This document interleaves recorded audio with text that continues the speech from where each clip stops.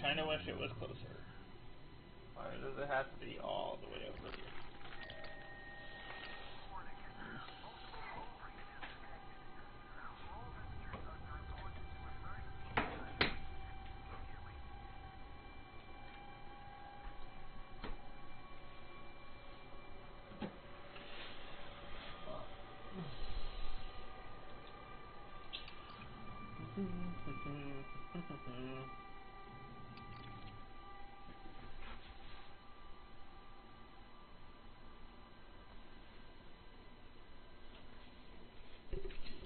Oh, but wait, there's more! I still gotta do some things.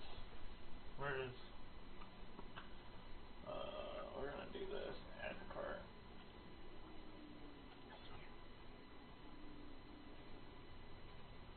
Where did I go to cart? I have...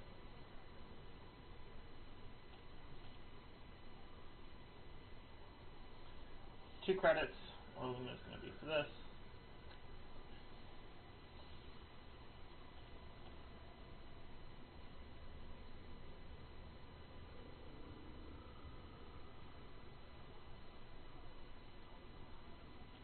This is Audible.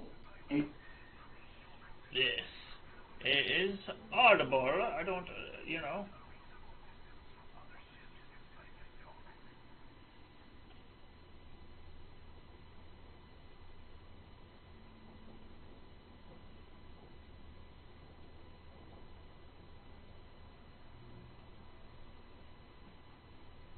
Elite Tales from the Frontier, a collection of 15 stories by 15 authors from around the world. Each story is set in the Elite Dangerous universe created by Frontier Developments. The readers were Penelope MacDonald and Toby Hog City! Let's turn that down a little bit. Axel, are you mad? Those missions will be the death of you. It's not like you need the money. Look, bro, I've told you. It's not about the money. I know. Otherwise you wouldn't still be flying that beat-up old Mark III. Hey, lay off the Cobra. Oh, come on. I love what you've done to that shit, but don't you ever think about getting something new? Maybe something from Core Dynamics? Perhaps when I retire I'll get a Clipper, or a Griffin or something, and go do some trade runs between Ursa Majoris and Alios. Oh, that's not even But in that the loud. meantime, it's the Cobra. And the missions. That's quite loud. Mission almost completed by Matthew Benson. Read by Penelope MacDonald.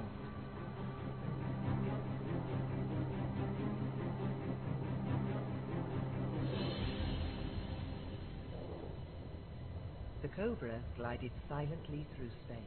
That'll work. Inside the ship, however, it was anything but quiet.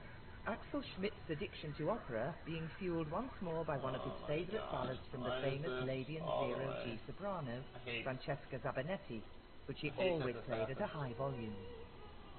Axel lay slumped in his chair, exhausted but relieved. Only minutes earlier he'd been fighting for his life. The 2 Sidewinders had very nearly beaten him.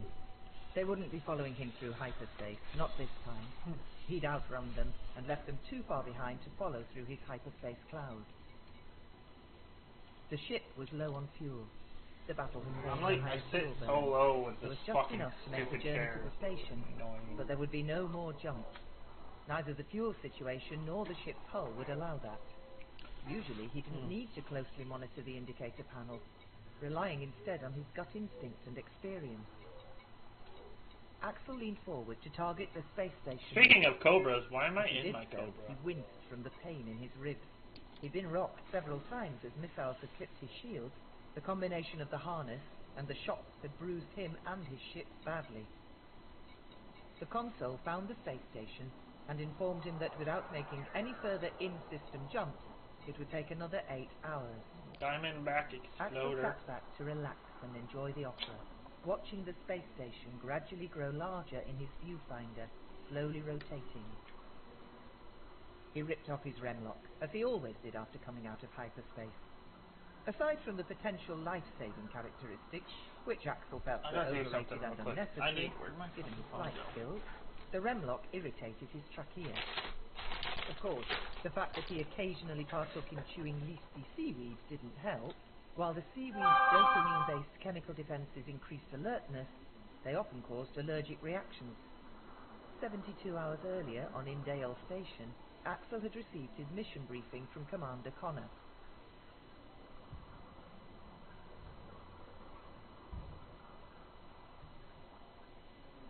Commander Schmidt, we've invited you here to ask you to undertake a mission for the Alliance. As you know, we'd normally send mission requests via the comm system, but this is, let me say, not regular. We need a certain caliber of pilot for this, someone we can trust. That's why we're reaching out beyond the Navy. Thank you, sir. The last mission showed us that you have what we're looking for. Many commanders would have taken the captured ship and run for the stars. Well, sir, I'm happy with my Cobra. Fits me like a glove. No other ship I'd rather be in a sticky situation. Okay. I have to open voice It's attack. most important that Right, you are comfortable okay. with your ship. I can't promise this mission won't serve up some sticky situations. Understood. So, shall we go through the plans then? Yes, we'll get to that. But first, I need the usual sign-off.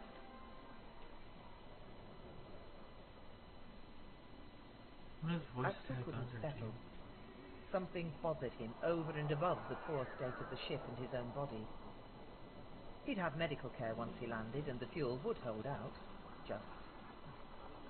He'd come through the battle heavily damaged, and then hyperspace.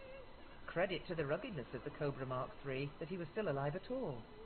No point in worrying about it now, he thought. He relaxed into the sounds of the opera. Many still preferred the planet-based singers, but Axel liked the zero-G sopranos. Living in space gave a subtly different tone to their voices. He felt an affinity with them. Cranking up the volume, he took in a deep breath and released it in a long sigh. A fine song to die by.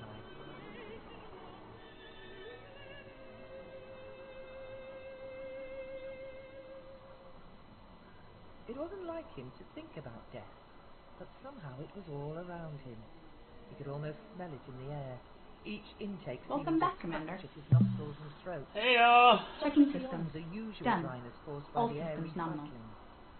He called up the fuel economy analysis and followed the usual decreases in fuel for the jumps on the outbound trip and then the return. Could the fuel monitors have been disrupted? But he'd avoided any direct hits.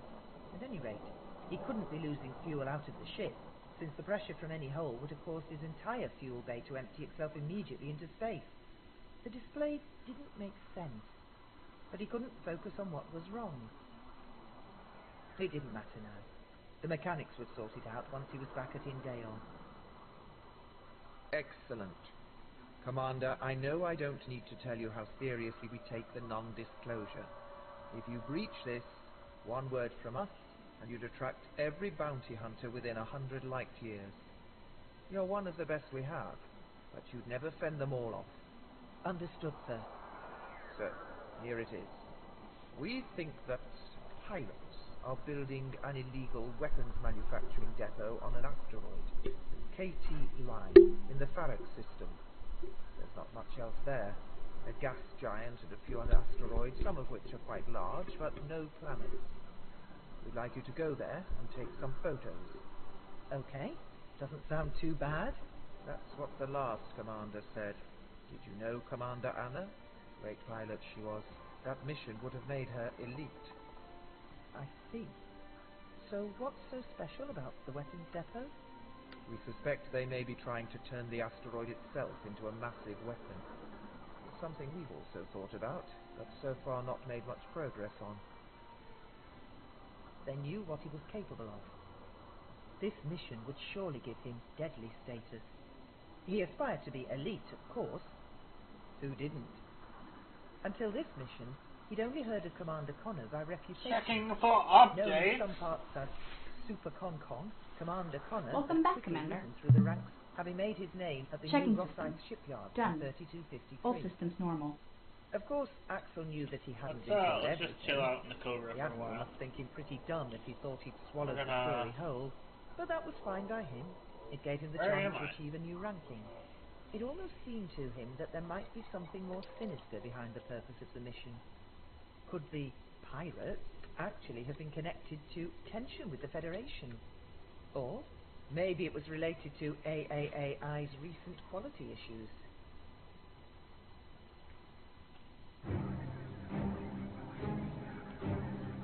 The coordinates were already saved in the flight control system. Axel slapped the control panel. Beads of sweat trickling down the crystal display as the countdown started to work its way to zero. He wondered whether the ship would survive the hyperspace jump.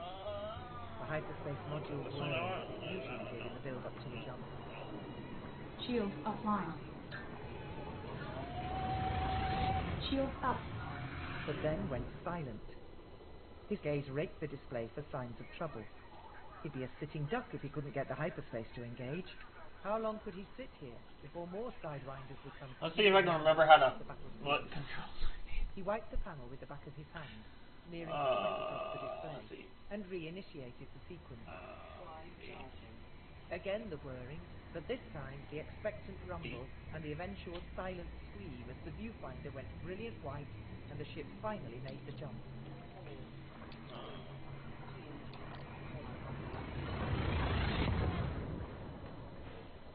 His stomach lurched and his ears popped. Normally he enjoyed the feeling, but after the battle he was feeling anything but well. The remlock tugged at his lungs as he breathed. Among the static commotion, he thought he heard noises in the ship. The hull creaking, cylinders falling over, a piercing hiss. And almost before it started, nothing.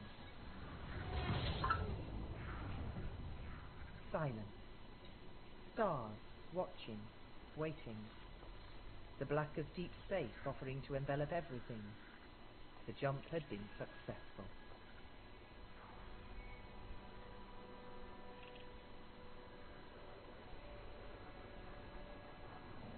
Axel's eyes opened and stared at the star centered in the viewfinder, surprised that he'd exited hyperspace so close to it. He raised his hand to remove his remlock unit, but it was already hanging around his neck. He shook his head, almost laughing, and rubbed his cheek, pulling at the stubble. Beads of sweat ran down his neck. Was the temperature rising? He reached to shut down the hyperspace module, then stopped himself, realizing that it was already powered down. The radiators and heat dumps had only half the usual jump heat. Hadn't he just exited hyperspace? Hey, Axel. Is it at least a decent mission? It is, Yusef. It's a beauty. Big money, reputation, and so on. But more than that, it's right up there at the top. Oh yeah, 49 mil. Unfortunately, Nice. I can't tell you anything about it. You know the Oh, score. vehicles extra. Always the same. I could tell you, but I'd have to kill you, is it? Yeah, something like that. Maybe one day you'll join me on one of these missions and you'll see what brings me back for more each time. My average ass? That ain't gonna help you get to elite anytime soon. Ah, dude. Ain't no thing. You know I've always got it covered. Galaxy map. One step at a You've time. got it. Deadly. Ah. Up next.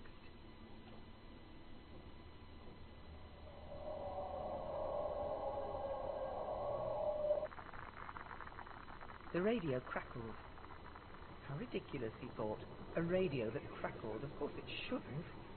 But then in the circumstances it was understandable. Very little was working properly on the ship.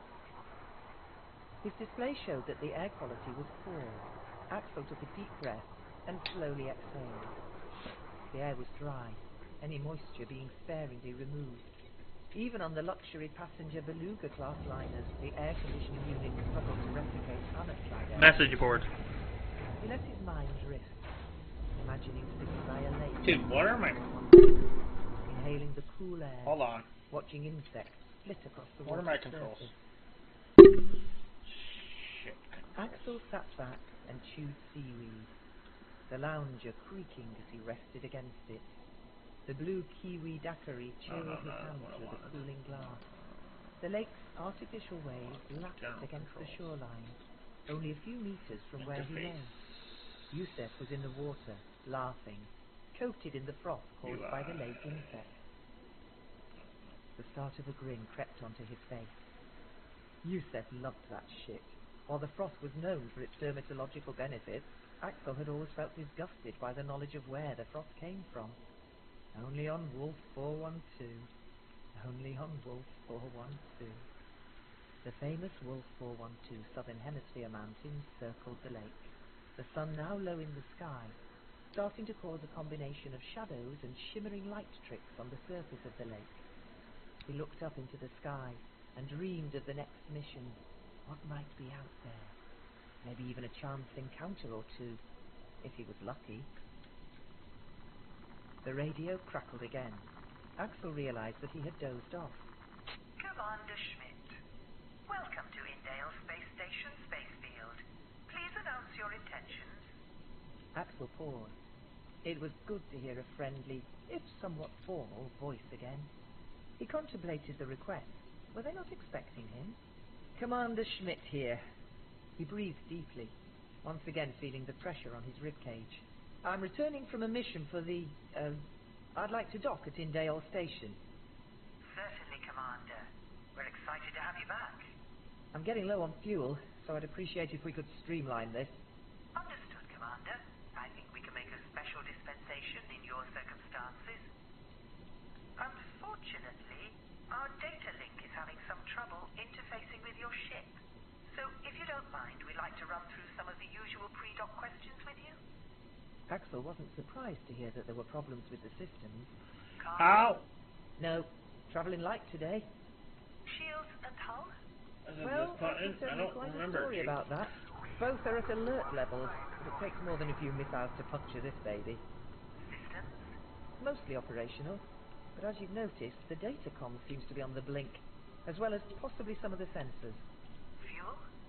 Very low, but thankfully we're almost home. Air quality? Axel paused as he looked at the display.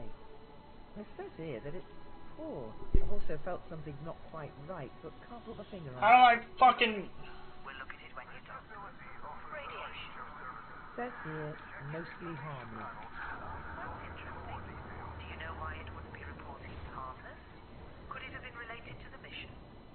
The controller's question surprised Axel. He hadn't noticed the change in the radiation rating until now. Perhaps it was just another sensor failure. He didn't know how to answer the question. The controller filled the developing silence. Well, it's not a significant risk at that level. We'll anyway guide you to a quarantine bay initially, and include some additional checks to your post-mission medical. Axel sighed. Medicals. For sure he needed one, but it was also another thing delaying his return to the bar.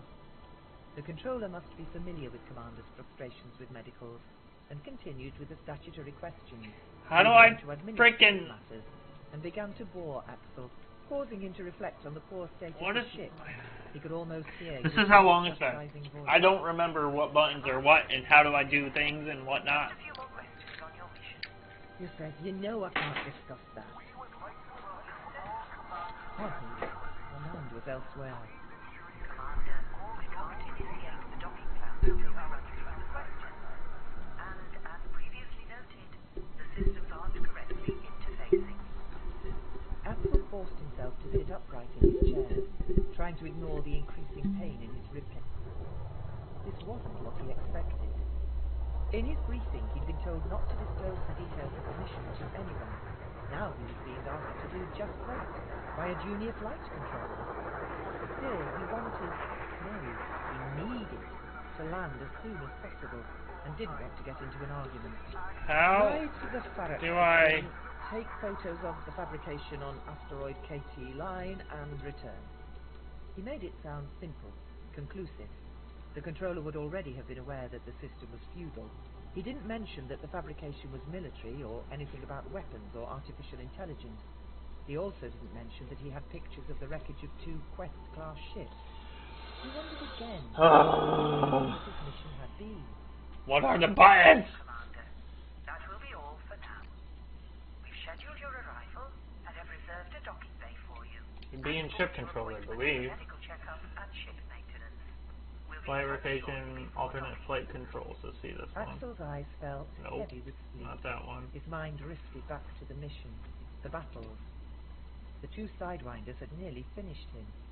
His shields were almost fully depleted by the time he'd faced them. Axel! Axel! Axel! Ugh! What is it? Axel, you were sleeping.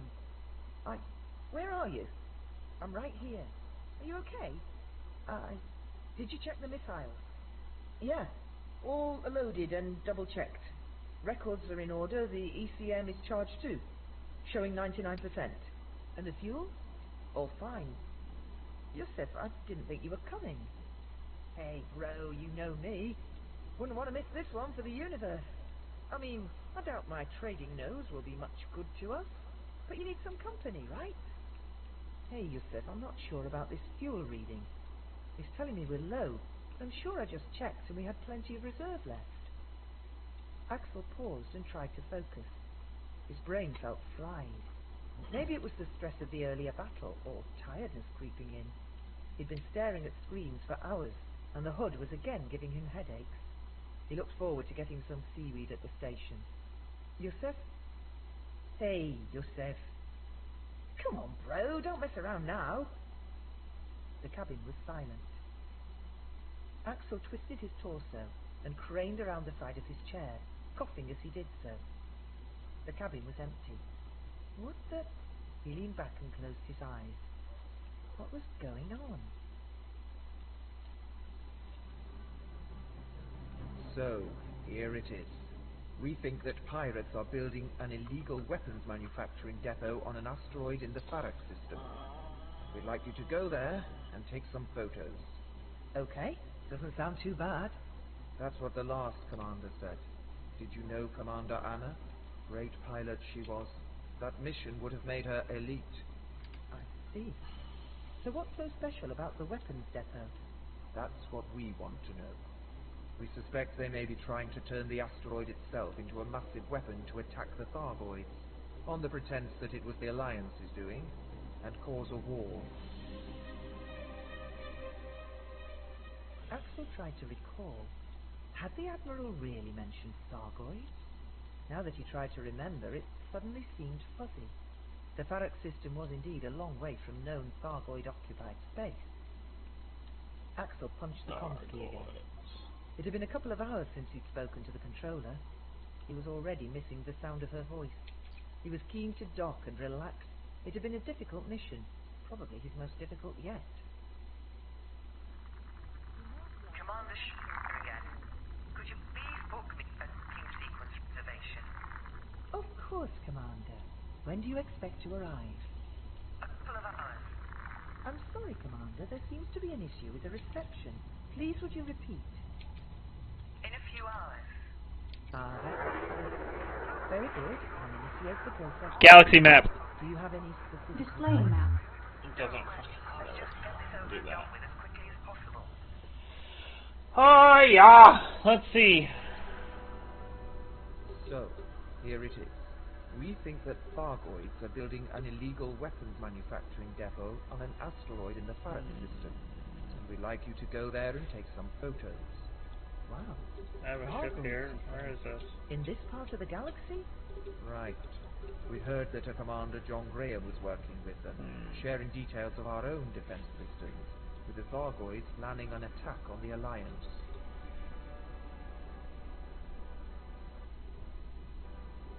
Axel was distracted by the short-range sensor that stated he'd be at the space station in 2 hours, per the current progress.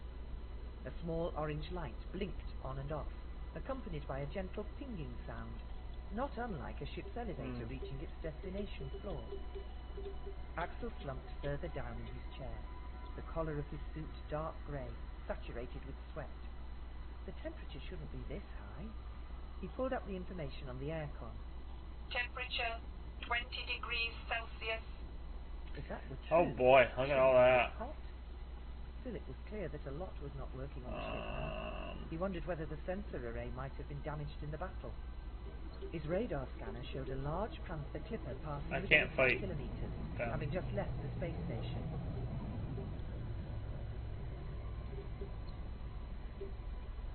Not really a close shave, but in the current state of his Cobra, he couldn't afford any further scrapes. The ship was massive, and yet its size had no impact on the way that it gently moved forward, initiating supercruise, What's in the readying system? itself for its next jump. As impressive as the beast was, he'd seen plenty of them before, once recently at even closer proximity than the one he now passed. Though in that That's a fleet situation, carrier. the That's a Clipper's fleet journey had carrier. been I don't want a fleet carrier. Commander, we'd like you to send us the mission records over the comm system. I'm sorry, Yosef, I can't do that. My data comms are down. And in any case, we'd already agreed that it would be too risky to send over comms for fear of unauthorized interception. There was a pause. Somewhere in the background, You know what? Axel heard a continuous You know what we're gonna do? It wasn't We're just loud. gonna go He knew his and music, travel. and the sound irritated him. We're just gonna go travel. Commander, How's that sound? this is Dale Flight Control, and my name is not Yusef. Another pause. Axel was concerned about his posture. A headache was becoming more intense.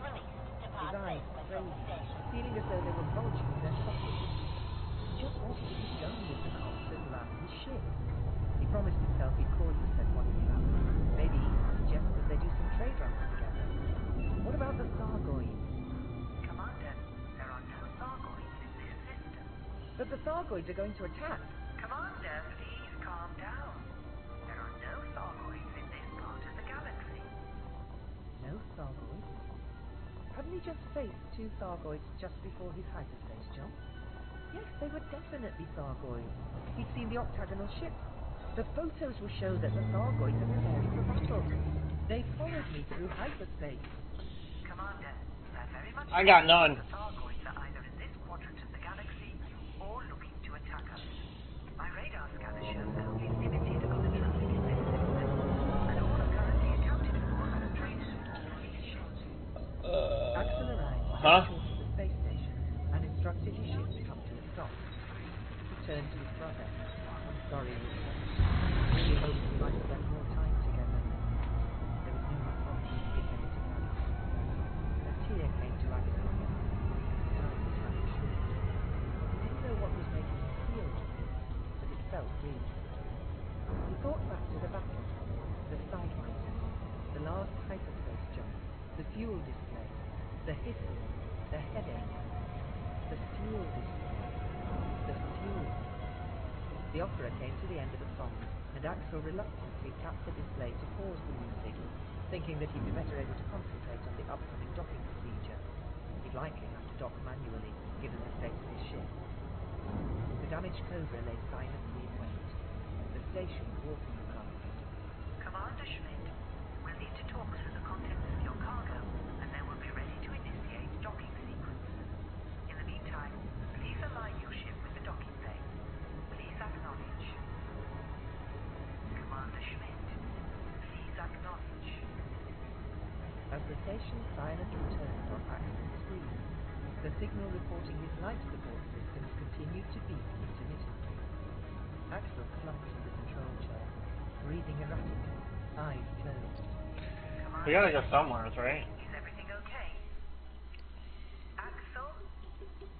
The sound of his first name made Axel twitch briefly, leaning on the controls, unintentionally engaging the ship's thrusters, not applying significant force, but gradually moving the ship towards the docking station.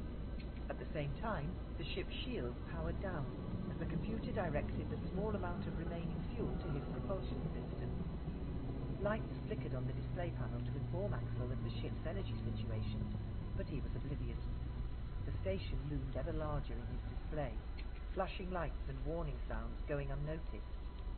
Commander Schmidt, we need you to run through the manual docking approval process before proceeding. Please stop your ship. The ship continued to edge closer. Commander Schmidt, the docking bay doors are closed and our shields are up. I cannot allow you to enter the station until we have completed the necessary administration and approvals. Axel's Cobra continued to move gently towards the station. Commander Schmidt, Vipers have been launched. The station's docking bay doors briefly opened. 2 Vipers sped out and immediately swung around to flank the Cobra. The news of Vipers briefly grabbed his attention, pulling him back into a half-conscious state. He tried to lick his lips. The rough stubble and the salty flavour of sweat momentarily energized his mind. His tongue felt thick and rough. His head was awash with emotions and memories. Thargoids approaching. He thought back to the battle. Damn! Maybe they had been able to follow his hyperspace trail. Ready lasers for battle. Prime missile tubes 1 through 3. He reached out towards the console and instinctively pressed 3 buttons, barely seeing which ones. Commander Schmidt, Vipers now approaching. You'll see them out of your left view, less than 800 meters away. Axel, please. Thargoids out of the left. View less than 800 meters away. The words hung in Axel's Man, this guy's like... head and fingers began to twitch, as if guiding the flight What up, buddy? controls towards his targets during battle. See them out of your left view, less than 800. Oh, let's Left see. view, left view, left fuel left. Fuel. Axel briefly raised his eyebrows, almost in satisfaction. Turner's luck, he thought. Of course, the fuel. With his mouth shut, he forced himself to take one deep inhalation, his nostrils expanding as he did so. Oh, let's go. I was already in Hog City. There's nothing there. Let's go to Fordring. Sinuses. Not a common sensation, but his It's a nerves far. confirmed everything. A brief moment of simultaneous panic and exhilaration hit him hard. And while his mouth didn't move, he tried to whisper out, "I love you, Yusef." The ship was now less than 500 meters from the station, and there was no sign of it slowing. A klaxon sounded, indicating a collision trajectory, demanding that the commander change course. Commander, we're detecting your weapon system being primed. We need you to respond immediately.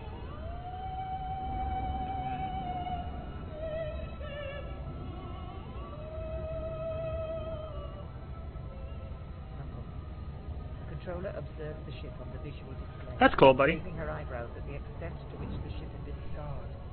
It had clearly been through hell recently. Commander Schmidt, this is an official warning. Slow your ship and disarm your weapons. We will fire if necessary.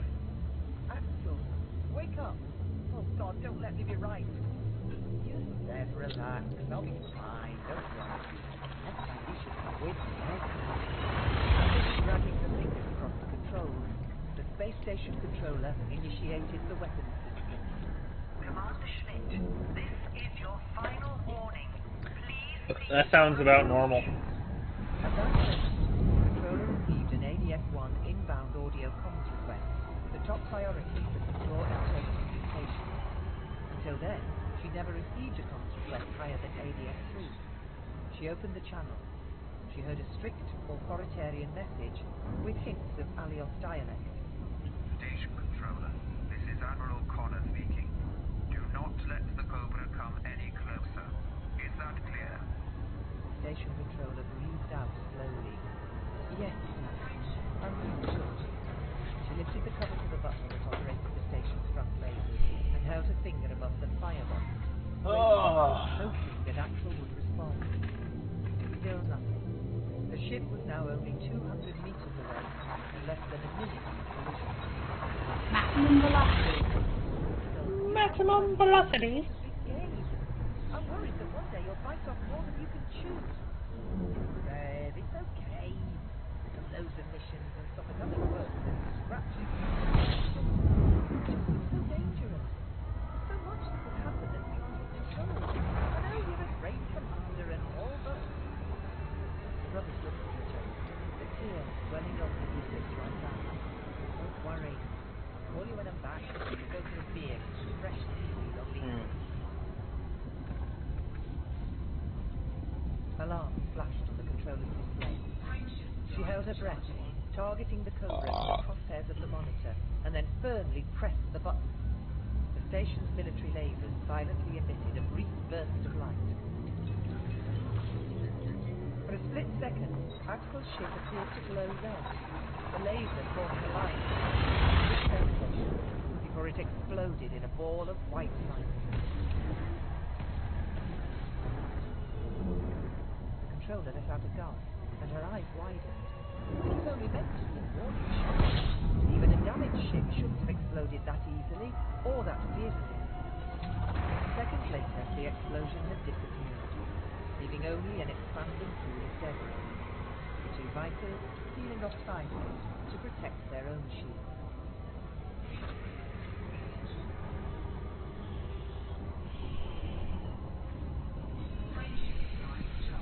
Mission Almost Completed was written by Matthew Benson and performed by Penelope MacDonald.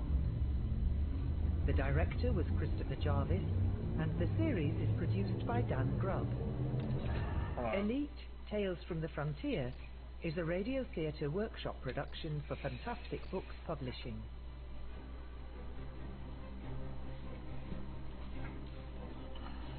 I gotta see.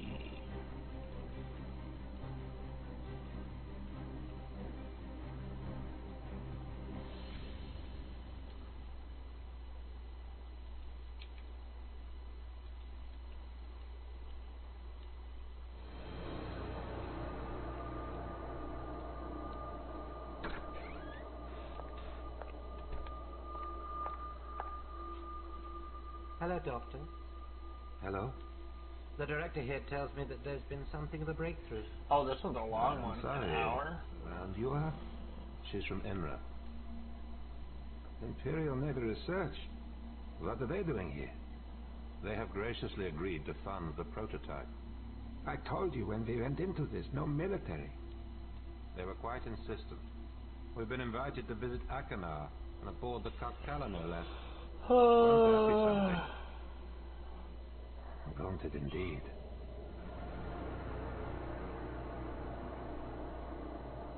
Crossing the Line by Chris Booker. Read by Toby Longworth.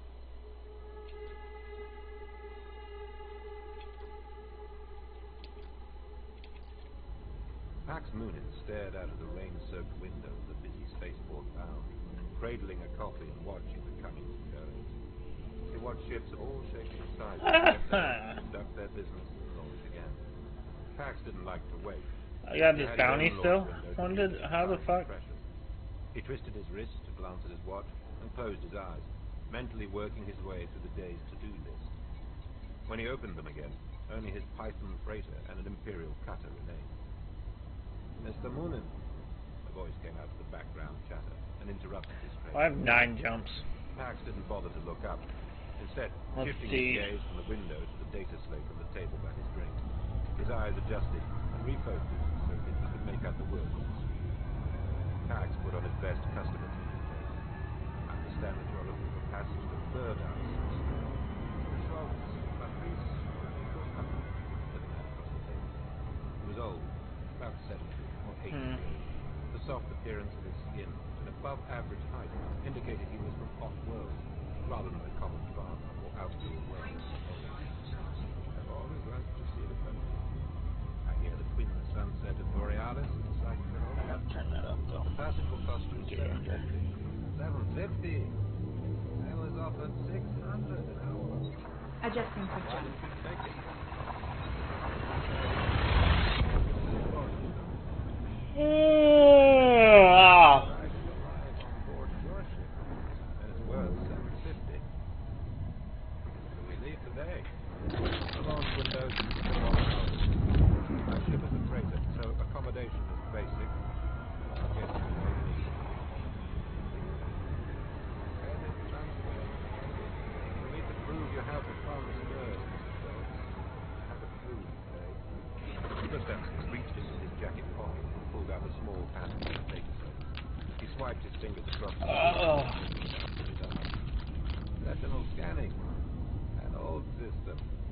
Gotta get a new HOTAS.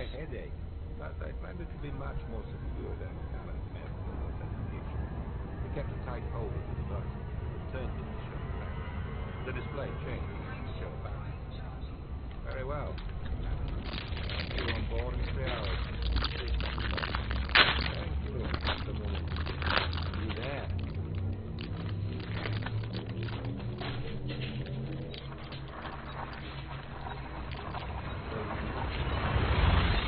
Thick clouds stretched as far as the eye could see, strangling the lights and stars. The wind howled. The weather was the result of heavy rain, hailstones, and lightning. The northern star sat exposed.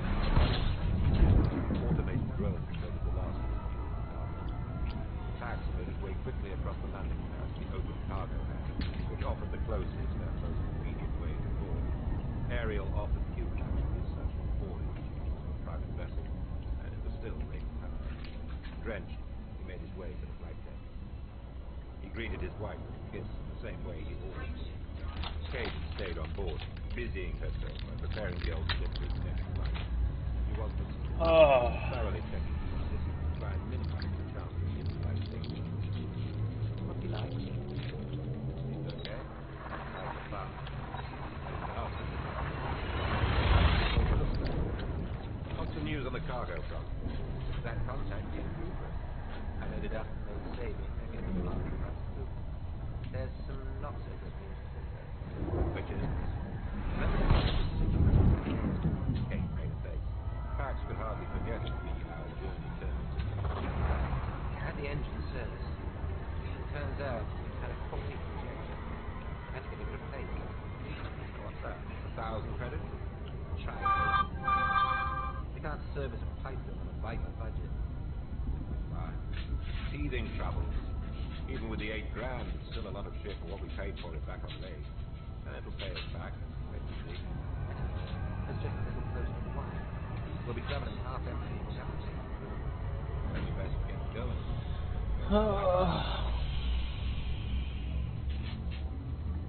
Gustav waited just inside the cargo bay. He thought it was probably rude to board a vessel without being invited, but he couldn't stand on the pad and immerse in the wet. A figure appeared from behind a rack of cargo poles. Gustav coughed loudly. The man looked up and approached with a grin. Oh, Captain told me to expect you, sir. Come aboard. Come aboard. He beckoned with his hand. The name's Sullivan. I'll be looking after you. Whoa, get the fuck away from that thing. He eyed him, broad-shouldered. Get the ever-living fuck away from that thing. The flight suit he wore was old. I don't know how to use them. It's supposed to like supercharge your freaking systems or whatever, but every time I go near them, it fucking... Sullivan's grin slipped, then recovered. Well, that's because on the ship it slowly destroys my ship. I've been overseeing loading operations. He gestured towards the walkway that led through the cargo hold, vaguely towards the front of the ship. Shall we? Gustav followed. He had never been on a cargo holder before, so he walked slowly, studying his surroundings. Row on row of vast things stacked towards him. Stellar amperes, gas. What is it? That would be the cargo, sir. 200. I can't wait to get my fucking...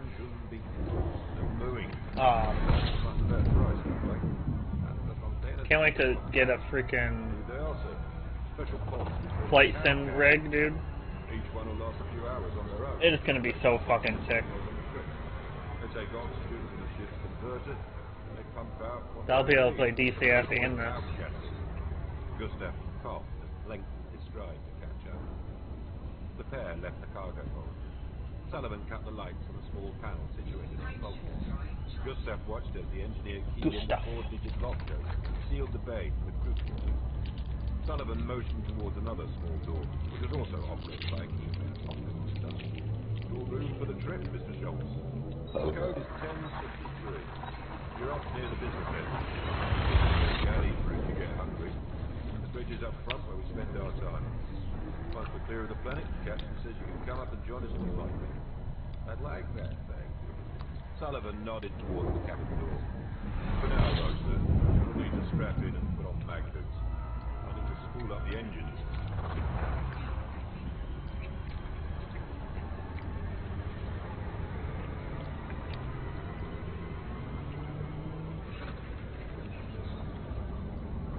With a sudden roar of engines, bone-jarring lurch, the Python freighter launched from the spaceport. Only when the acceleration disappeared did Gustav raise his head. How many fucking jumps do I got left? No, not that one. No, not that one either. His limited space travel experience so far has been in large passenger craft, that were specifically designed to enhance. 3. Great. The comms unit crackled. I'm getting quite low on fuel. Gustav unbuckled himself and clumsily made his way to the door. The panel opened automatically and stomped out into the corridor, heading to the flight deck.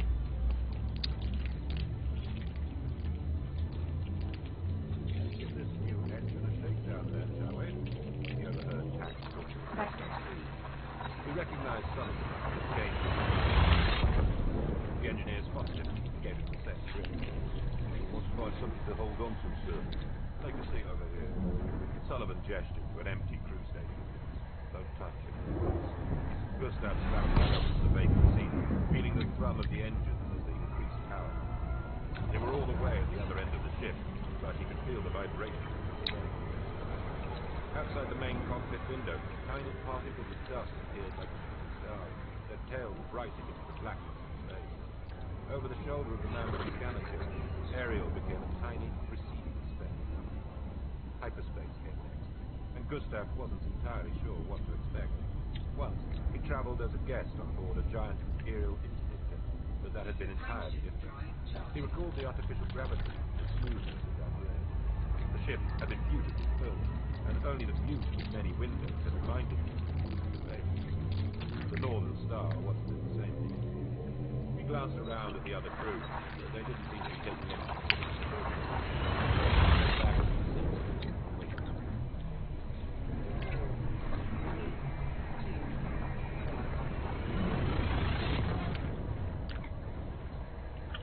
It's like an echo with this book.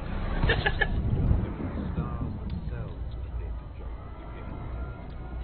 ship shuddered from it as the power quickly built up. Then, a faint sense of deceleration provided an anticlimactic end to the procedure, as the navigation system pinged to indicate the ship's new position, safe orbit around the red star. Should be the last jump. Should be. 4 jumps, and we have a scheduled refueling stop at Carthage, said Pax. He fixed Gustav with a stare. How are you finding it so far? Fine, said Gustav, who was feeling a little sick, but decided to hike. Already met Sullivan. Engage. And over there is Oscar, our scanner man. He sat in my daughter's seat. I'm sorry, said Gustav, as he started to unbuckle himself. Pax smiled. Fine, not aboard. He's off exploring, or racing, getting up to something I wouldn't approve of, I knew. So there's only What the hell? Airship this. My game fucking bugged, dude. Oh, no. It just took a little longer than normal.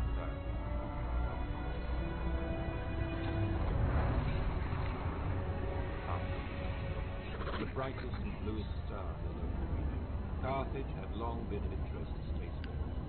Early explorers would use it as a navigation point, and settlers flocked there to trade. The close proximity of the system to both the imperial and federal borders, and its staunch neutrality, meant that it was now one of the busiest trading hubs for several sectors. The Northern Star had made its 3 scheduled jumps without incident before finally... You know how I feel. Every time I take a hit, it's just like, holy shit! His passenger's gaze was fixated on the bright star in his eye. Both Sullivan and Oscar had their heads down, studying the readouts on the console in front of them. He turned to Kate. Oh. Can you lock onto the ballast and the navigation stick? No, behind Arcabat. We can slingshot around and lock onto the station rack. Can you program in a course and lay it onto the heads up? Kate nodded. A few moments later, the navigation station appeared on the heads up display. Oh, you son of a bitch!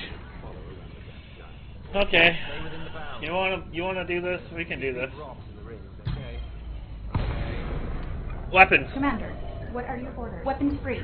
Engage the target. Where are you? Pax turned around. Gustav Rice. There you are. Did you think hyperspace was a scary part? Aside from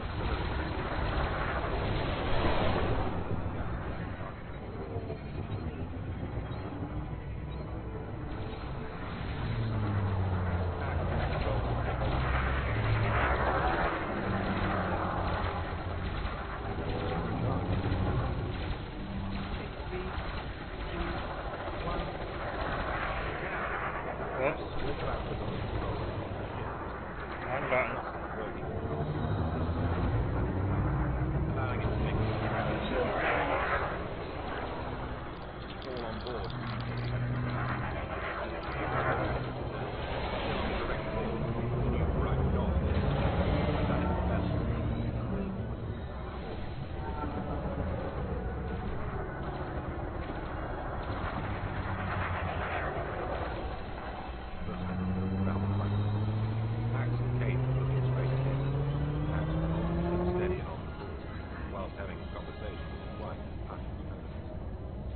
doubt the only real time the console had. Sullivan sat at his console, pushing buttons. Gustav had no idea what any of this was, but he was buoyed by the complexity.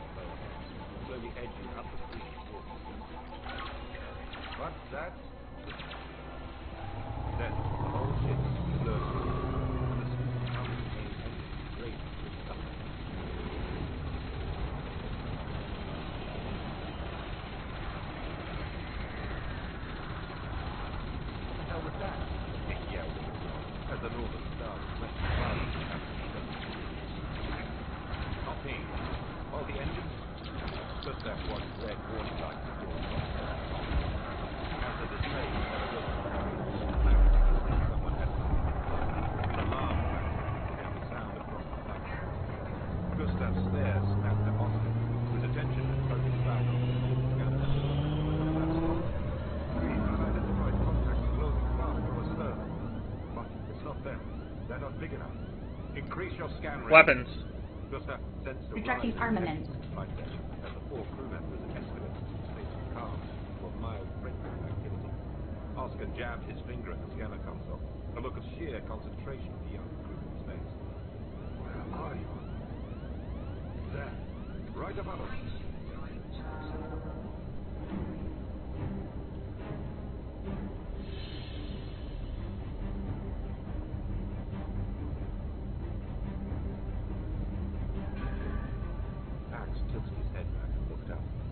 Silhouetted against the system's blue star, you could make out what appeared to be a cutter of imperial design.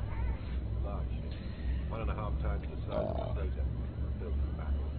Damn, what's that doing? Pax said about it, and immediately regretted it. He faced down the stairs. No need to panic. Sit rep. The nav console shorted, King said. We're on manual control only until it comes back up. That's a cutter, all right. Shields are active. There's no weapons deployed. Why didn't we see it? Oscar. Oscar opened his mouth to speak. No words came out. He coughed the frog in his throat. I did. This is a busy trade lane. We were well cleared. This shouldn't happen. Pax frowned. Sullivan, get nav back online. We'll get underway on thrusters and put some distance between us and that ship. Somebody turn off that bloody klaxon. The building hummed, the thrusters engaged, and the ship began to move away from the large vessel. Then there was a flash, and the screech of torches. What was that? Anyone? Something big in shields. So they're holding. Wasn't a cutter. It's holding station. Still no weapons. It looks like it's from the contacts astern. They're firing torpedoes.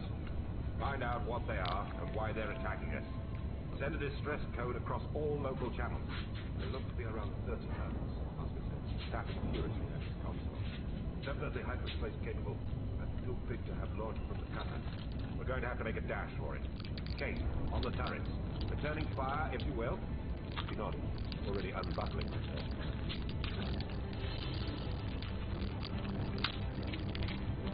The freighter was armed with a pair of small beam lasers on the upper and lower hull section, installed to persuade opportunistic criminals to find an easy target.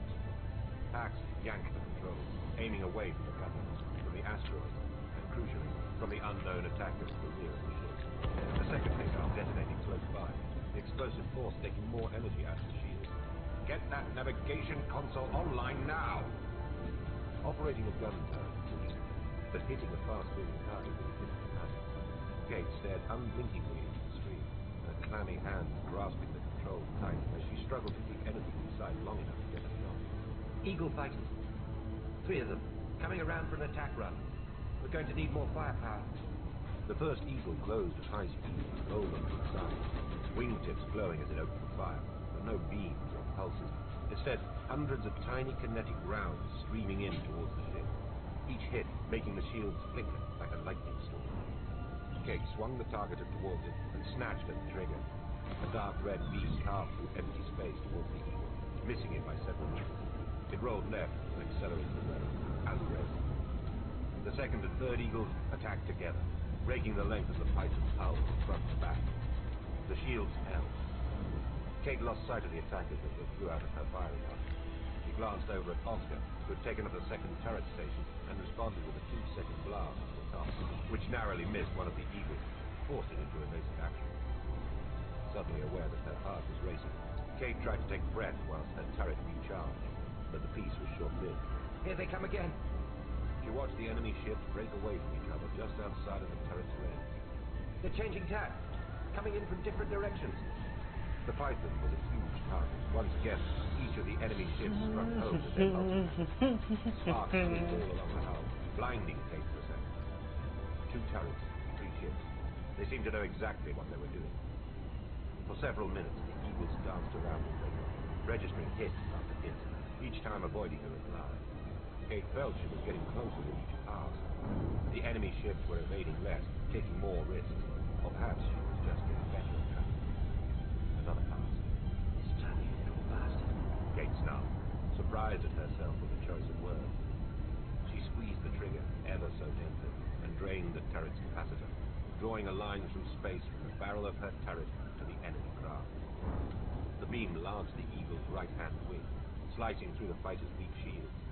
A power conduit was cut, sparks jetted into space, along with several pieces of alloy plating from the fighter's wing, and it turned sharply away. She watched the damaged eagle for a moment, but it didn't retreat. This time, it appeared to be flying directly toward the turret camera. Power's down. I need another shot. The energy readout on her HUD climbed slowly, painfully, but then it jumped, the target of King. She drew her breath, held it for a moment, and squeezed the trigger. The beam cutting straight into so the fucking close, bud. rending the ship in half.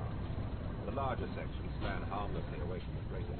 Bright orange sparks spewed from exposed electrical conduits. Got one. Kate shouted. There was no time for celebration. Kate instinctively ducked as she watched the smaller half spin inexorably towards their gun cap. It smashed into the hull of the Northern Star, depleting what remained of its shield energy, and leaving a deep... I ain't got nothing, dude. There's nothing on me. I literally have nothing. The shieldless Northern Star had no chance of evading its more nimble opponents. They were defenseless. The Eagles drew within fire. The cannons on the tips of their stubby wings glowed white hot, and autocannon rounds smashed into the Northern Star's unprotected engines. Pulses of flickering red light cast an eerie glow over the sea. Squinting, Request docking. trying to work out where they were coming from. Contacting Starport Control. One of the fighters exploded. Negative, Commander. A rapid decompression sending pieces of hull shooting out in the direction. A Viper Mark III punched through the beam, its shields flaring as they connected with small pieces of alloy. Kate recognized it immediately. The Autolycus. Her daughter Larissa had received the distress call. What the fuck, dude? There was no sign of the last remaining beacon.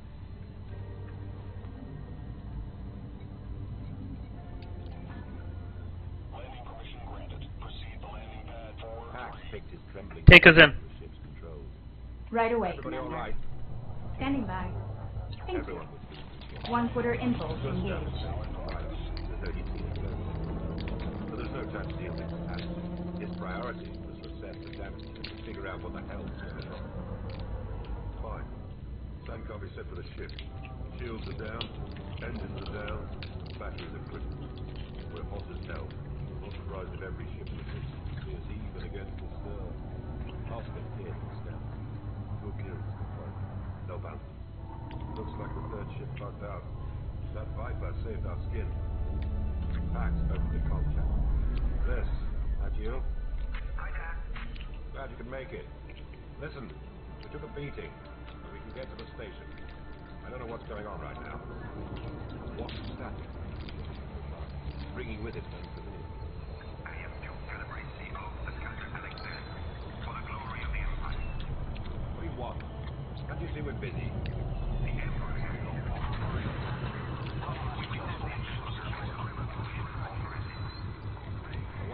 intervene. You received our distress signal? Transferring power to engines. This is not an intelligent system.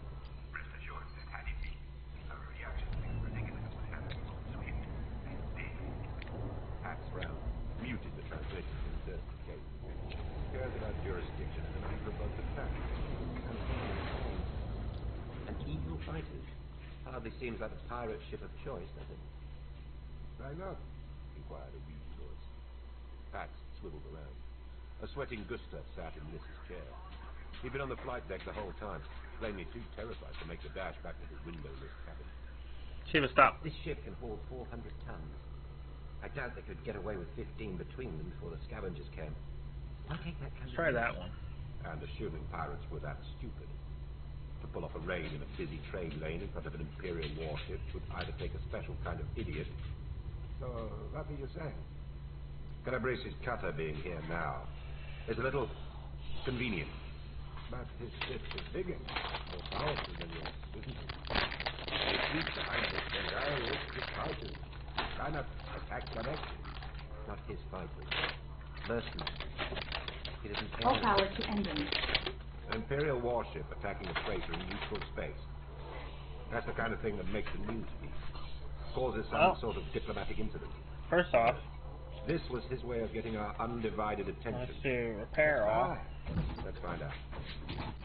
Pax reopened the communications channel to the Alexandria. All right, Duke. Your help would be appreciated. What do you propose? I can spare engineers and repair drones, but on one condition. Which is? You are harboring a fugitive of the Empire. You must surrender your passage to us. Pax looked at Gustav. He seemed to wilt further into his chair. He opened his mouth to protest, but Pax touched a finger to his lips. An offer I literally can't refuse. But you're going to have to come aboard. This ship is going nowhere without repairs. Agreed. Calabrese out. Pax checked his console to make sure the communications channel was closed. I'm listening to any ideas right now. Power diverted to engines. Sitting in the autologist, motionless in space, Larissa chewed her lips, closed the open comms, and opened a secure channel to the Northern Star. Dad, do you think Calabrese really sent those fighters?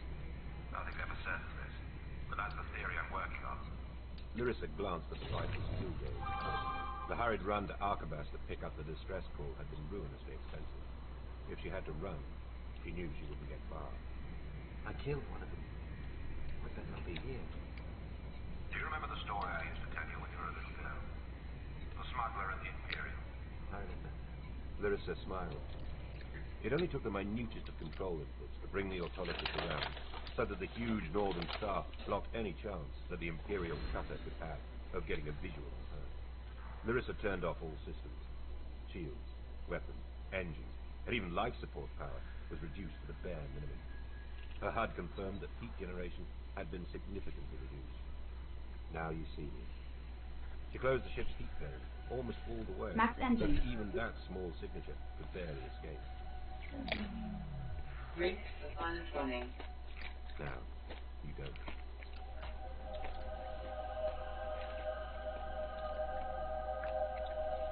An hour later, and the Alexandria was still no closer to performing a docking operation. When they got close, Pax would disable the Northern Star's fully functioning flight assist and manually fire some of the ship's thrusters, sending the craft into a spin, forcing the Imperial crew to pull back, make corrections, and start the procedure again. Northern Star, this is Alexandria. You must hold steady. Acknowledged, Alexandria. Doing our best. We did take a bit of a beating, you know. Pax switched off the comms and looked up. They're not going to fall for this for much longer. Navigation is still glitchy. We can't run, and we certainly can't fight. Oscar? Sorry, boss. The best idea I've got is to let them dock. We're pretty much done for here. Pax didn't like that idea. Sullivan, you served, didn't you? You must know a trick or two. No answer. Diverting power to So requested system. Nothing. Pax turned around. The engineer's station was... You know what? Yeah, fuck it. There was Gustav's chair. He wasted no time in heading for the corridor. Kate. She followed. Grabbing a portable comms unit, he held it up so that Oscar could see. Talk to me.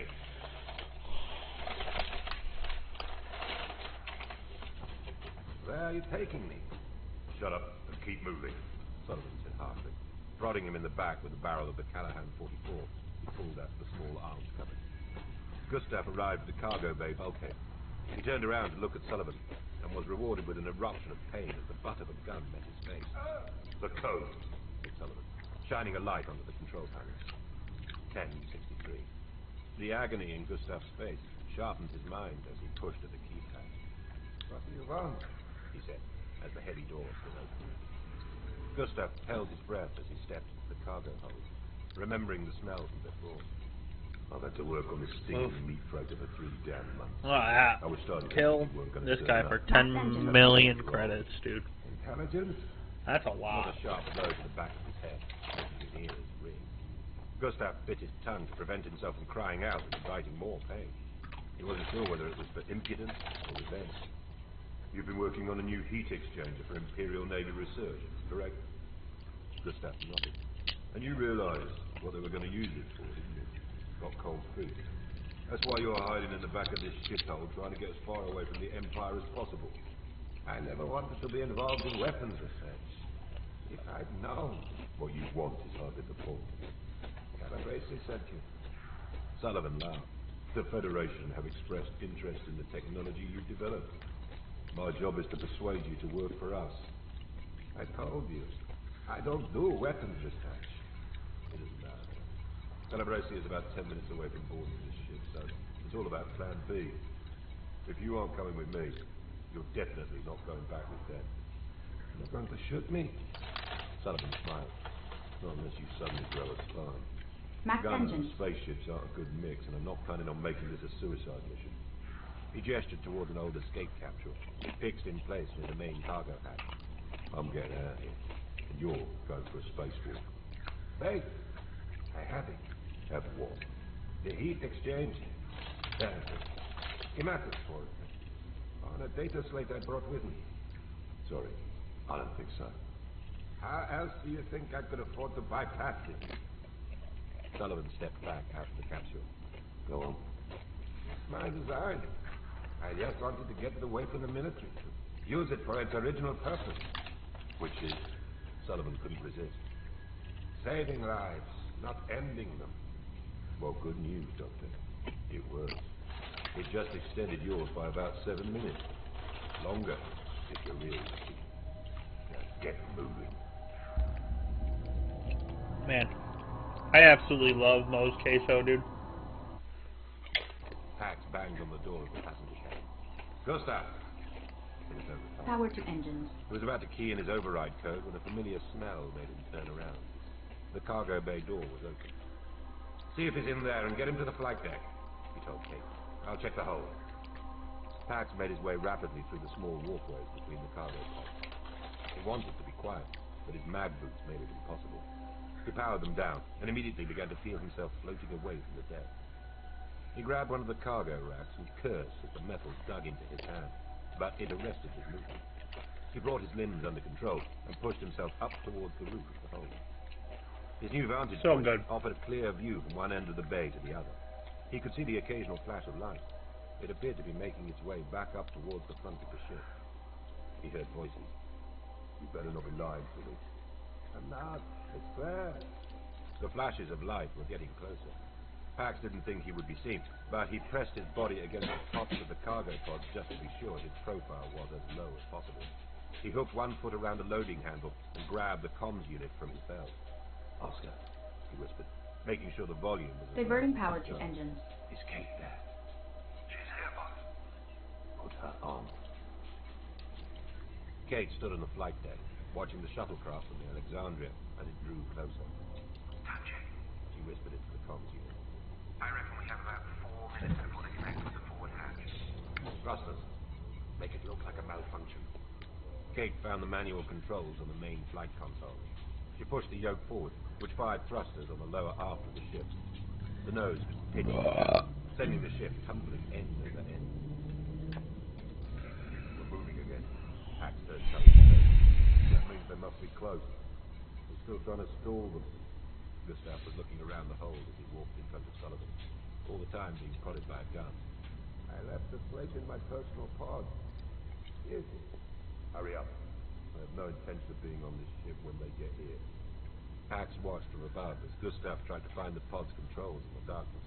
I can't open it if I can't see it. Sullivan aimed his flashlight at the cargo canister. Considering his Max options engines. of finding them limited, Pax removed one of his mag boots.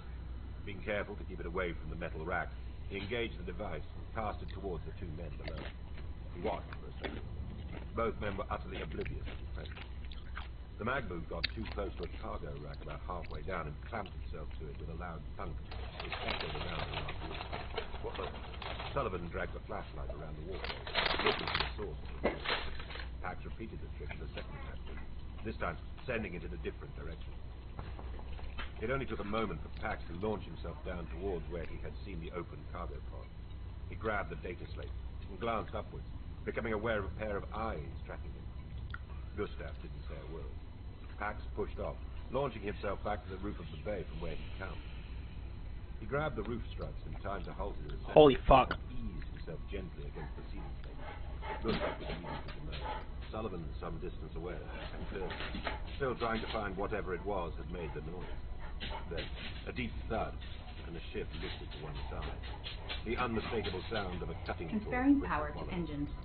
The Imperials had docked, and were on their way in.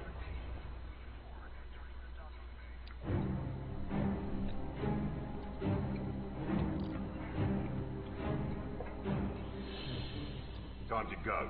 Sullivan shouted at Gustav. Did you get it? Oh, Gustav didn't have enough fuse to hand. Everything was happening too quickly. Damn you. I knew you didn't have it. Sullivan's flashlight beam quickly moved around, towards the room from where the sound of cutting was getting louder, and the occasional shout could be heard. What is your problem? Then it pointed straight into Gustav's face. Gustav closed his eyes. A single shot rang out. Muzzle flash briefly illuminating the entire cargo bay. Everything turned red. Sullivan turned and ran back down towards the cargo hatch and the escape pod. Let's get out of here! Gustav first a shock. He had felt nothing. What had it been like? He patted himself down. Blood. Max engines. Hearing the sound of magnets stomping off, he decided to pray. Slowly.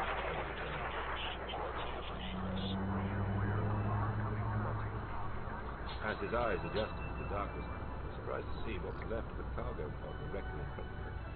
That had definitely not been there. I think it's safe to say, if you'd been hit by that, it would have blown your head clean off. There were chunks of flesh floating around the cargo bay, trails of blood spinning around in all directions. The immediate area looked like the most horrendous crime scene. Gustav's jaw dropped. What? He said. And then the pleasant smell of roast beef provided the answer. Just stay there, don't move. I'm going after Sullivan. Pax pushed himself off down the walkway, free from the restrictions of gravity. He began to catch up with You too, Federal Secretary Service. Sullivan! He shouted as he drew closer. Not too late. He arrived at the back of the cargo just in time to see the escape pod hatch slide firmly closed. Instinctively, he grabbed hold of a cargo rack and wrapped himself around it. A small thruster fired on the pod, and there was a sound of clamps being released. Pax watched the small vehicle push its way through the bottom of the ship and into the space beyond. He braced himself. For the briefest moment, Pax could see emptiness inside of the ship. He held his breath, but as soon as the pod was clear, the hatch slammed shut and sealed the gap. Pax breathed a sigh of relief. Well, at least something on this ship still works. Before pushing his way back towards the front of the truck. Course adjustment. Jump 1 of 23. Pod launch for flashing lights. Pax's voice came through the comm. Are you alright? Did you just... No, not me. Sullivan. Never mind, I'll tell you later. You trust me? I do. Then target that escape pod and fire. Pax collected his magnums on his way back up to where he told Gustav to wait. He was still there, still quivering. Max engines. He offered the data slate back to Gustav in an outstretched hand. I think this belongs to you, doesn't it? Gustav reached to take the object, but Pax pulled back. First, you tell me what the hell is going on here. Tell me why I don't just hand you over to Calabrese. I wouldn't blame you if you did. I don't really have the stomach for all this adventure any day. But my son dreamed of nothing else. He wanted his own ship, captain his own crew. Jumping to next. Just like you did. You Paxton. As soon as he was old enough, he signed on to run the big mining corporations. Get the experience and the money. Follow his ambition. And it never went back. What happened? He ended up serving on a prospecting ship way out near Iliale. They found a new source of tantalum. It made the news feeds all over. Pretty useful stuff. Very rare. The Federals and the Imperials both wanted the system for themselves, of course. There was huge battle. Max engines. Both navies turned out, played their games, had fun at their little skirmishes as they do. And the next thing you know, stray missiles hit the ship my son had, fused one of the main heat vents. By the time they got into the ship, everyone on board had been cooked. That's when I switched my attention to thermodynamics, and eventually came up with this. He held up the data scope. It might be 30 years too late for my son, but this sort of thing is still happening even now. I figured out a device that could buy a ship some... She believe it. The local governor back on Axios set me up with the funds to build it. So let me guess.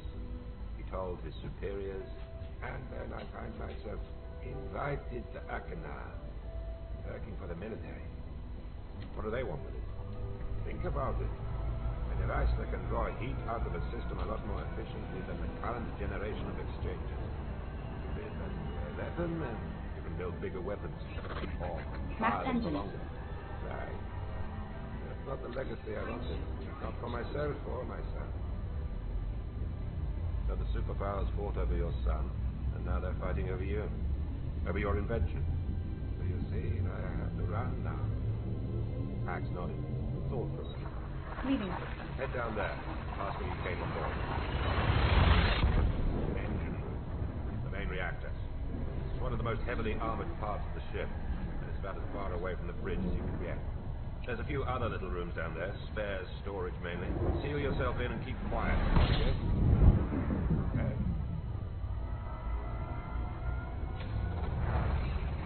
Kate called up a video feed of the airlock on her console display. The heavy door had been completely cut away and was lying on the floor just inside the small room. The hole in the hull was surrounded by a docking room, a thin but flexible walkway that connected it to the boarding ship. Our guests have arrived, Kate told Pax. They're in the airlock, cutting their way through the bulkhead. I've got video. What are we Max dealing with? engines. Marines, I count 6. No sign of any repair crews. I knew it. I'm on my way. Wait, 6 more Marines just came on board. You aren't going to be able to get up here that quickly. Getting an audio. Pipe it through. Zone 3, take the flight then. The rest of you with me. Pax consulted his mental map of the ship. The main airlock and the bridge were too close. Listen, when they get there, you put your hands up, okay? What? Surrender. Don't argue. Hands up. Be polite. Just do whatever they tell you. We'll get through this. Kate weighed up the options. Oscar seemed to already have decided on his preference and made a run for the door. Where are you going? That's where they're coming from. Oscar didn't cross the threshold. Instead, he slammed the door closed and bolted it from the inside. Buying us time. Think of something, will you? Kate volunteered a question that she probably already knew the answer to. You heard what Pax said. What happens when they have to cut their way in here?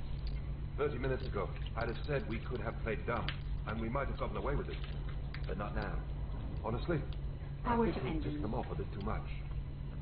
Then we need to find a way out of here. I hope this is where you tell me that you stumped up the credits to get a proper escape capsule installed up front, like I told you back on Fassis. No, but thanks for reminding me about that. Kate picked up a pair of handheld comms units from the rack and handed one to Oscar. I'm not sure I follow us. Kate was already searching the console for the right button.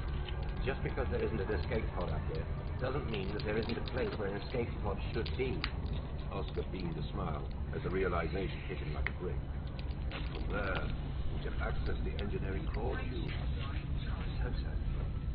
A loud fizz. White-hot sparks bursting through the corner of the main door, which glowed where the Marines outside had started their incisions. Kate found what she was looking for. A hatch in the floor opened into an empty room below. Oscar went first.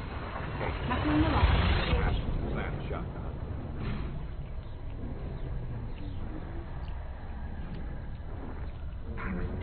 Kate's voice crackled through the communications device. Max engines. Genius. His face cracked out into a broad smile. So where are you now? Pretty much wherever you want us to be, I think. These things cover the whole ship. Be quiet and be careful. I expect some of them will have been sealed off where there's damage. But try and get down towards the reactor room and I'll join you there. Got it.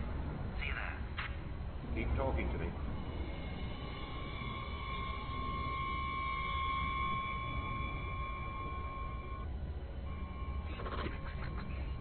It wasn't long before what remained of the crew of the Northern Star were reunited in the reactor room. The Python's engines were silent, but its power plant was still fully pumped. That fucking Pax gave and me a Kate lot. fell into an embrace with her. Sorry to interrupt, Bob, but we still have Imperial Marines crawling all over the ship. You're right. There's still work to do. What do we know? That they're heavily armed, well trained. They have the flight deck and Oh, we got 19 more to go. I'll rephrase that. What do we know that's good? Nobody spoke. 12, Bob Oscar. What?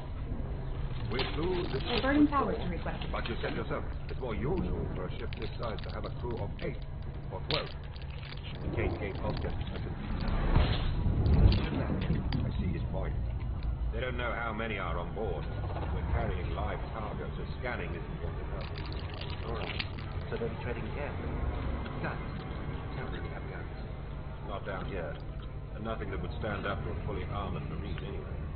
So what do we have? Just everything that we know about this ship that they don't. It's not the first uneven fight she's been in. And this? Okay, here's the plan. And it's not much of one. Oscar, you go and find Gustav. He's in one of the spares rooms. Stay safe. Look after him. And what are you going to do, boss? I'm taking back my ship.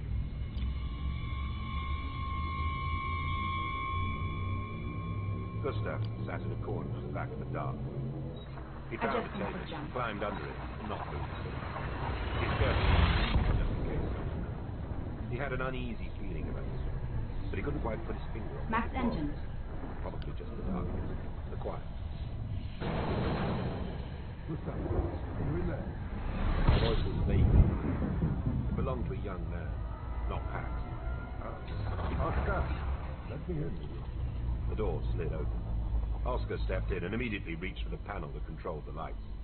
They flickered for a few seconds before casting a dim glow over the room. They had not been switched on for quite some time. What the hell is this? The two men surveyed the newly lit room for the first time. A glass case adorned the wall, inside which hung an immaculate military-style uniform in crimson red. It bore an insignia that was neither imperial or federal. It's like some sort of sign? Yeah, no, I don't know. But look, Oscar pulled a drawer open and retrieved what looked like a pistol. what's this? I've never seen that. This is old. Let me see. It's all right. There's an inscription. Commander Hexy. 3229. Max engines. There's a blade, too. Looks ceremonial. He touched his finger to its edge. Still sharp.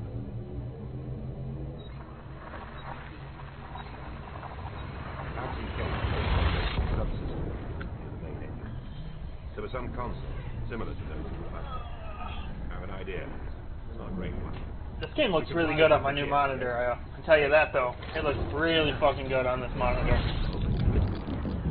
What are our options? Kate scanned through the console control, interpreting their function and reading aloud. Weapons, door control, life support, heat signature. It looks like we can cover the basics. Life support. We can Only affect the whole ship. We'll be done for too. Okay. Door control. Can we flush the cargo hold? No. Safety cutouts for that are on the bridge. Can we seal it off? I think so. But they're probably already inside. Some aren't. Do it anyway. There was a distant rumble as the heavy cargo bay doors began to close. The occasional shout confirmed to Pax that the Diverting Marines power to had engines. noticed. A loud clunk indicated that the front of the ship was now cut off from the rear. This, Pax spoke into the comms unit. Yes, Dad. Got any missiles? One. Take out that damn docking tube.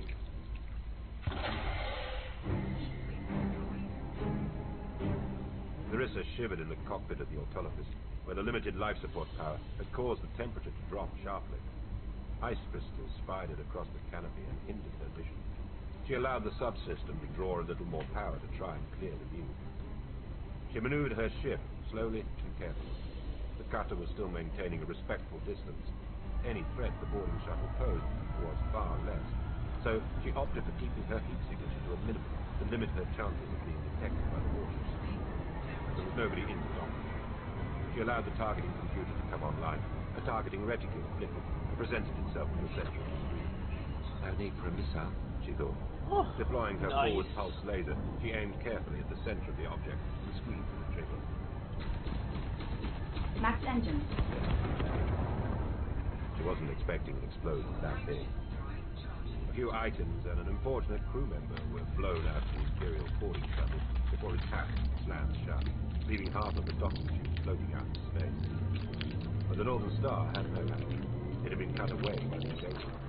The atmosphere from the pipe instantly vented from the flame, causing violence on one side, changing its course. The decompression carried with it the airlock door, part of the side of the ship, and several human figures. She leaned forward, trying to see whether they were alive or dead, or whether her parents were something. Larissa couldn't help but feel sorry for her new enemy.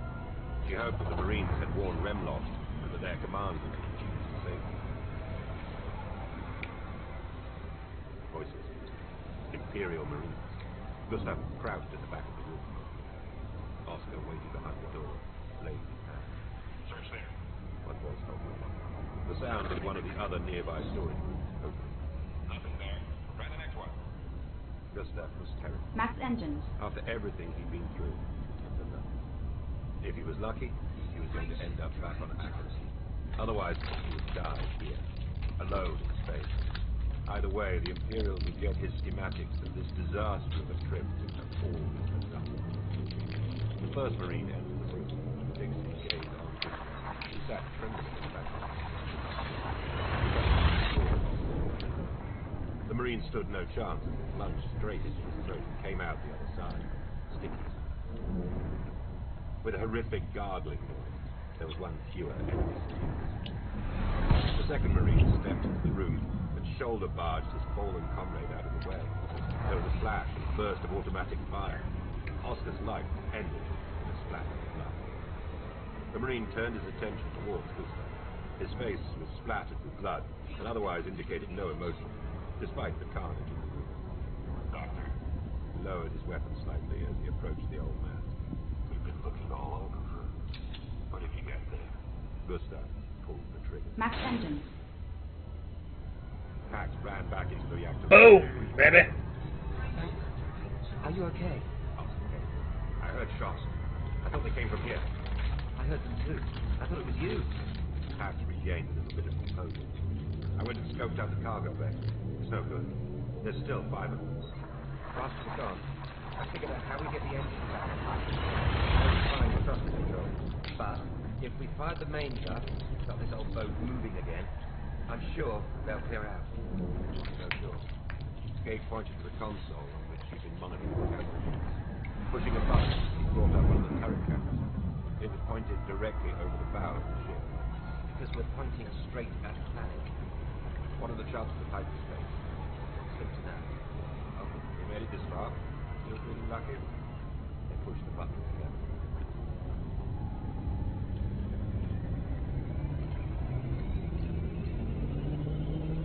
$13 jumps, huh? Max engines.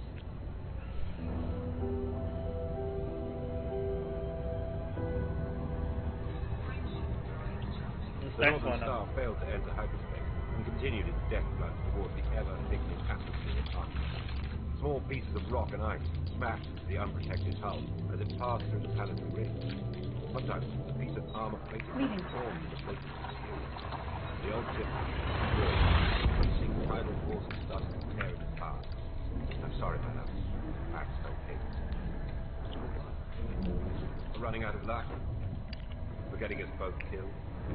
Kate manages. I don't remember a moment of it. Not one.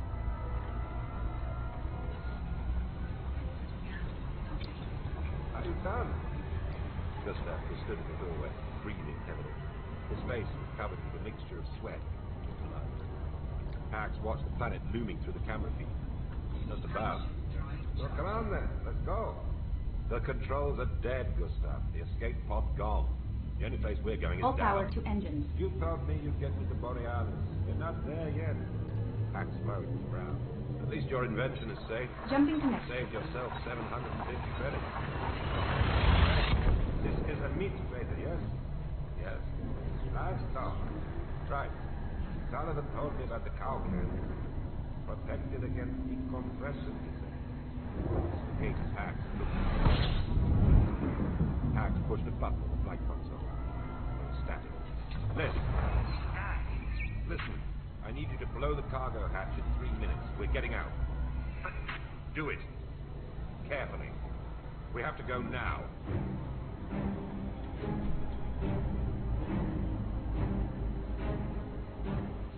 He instinctively reached for Kate's hand, but she brushed him away. They bolted towards the bulkhead separating the stern section from the cargo bay. Gustav in hot pursuit. Pax looked over his shoulder. The planet filled the camera screen. There was nothing else. The ship creaked and the floor moved. Come Max on! engines. It didn't take long for the trio to get to the cargo bay. Down here, shouted Pax as he ran down a walkway. The empty ones are always furthest from the hatch. Here, these three. Kate helped Gustav into one of the containers. She climbed into the next one. Pax disconnected the ship's oxygen system from the 3 canisters, ripping the length of the hose away. Looping it through the handles of all 3 pods, he tied it off as best he could and climbed into the remaining empty cow hatch. Seconds after he closed the lid on his makeshift escape pod, a jolt signaled that he was on the move. He closed his eyes, and for the first time in his life, prayed to a god he didn't believe in. Lady of Fate, we adore you.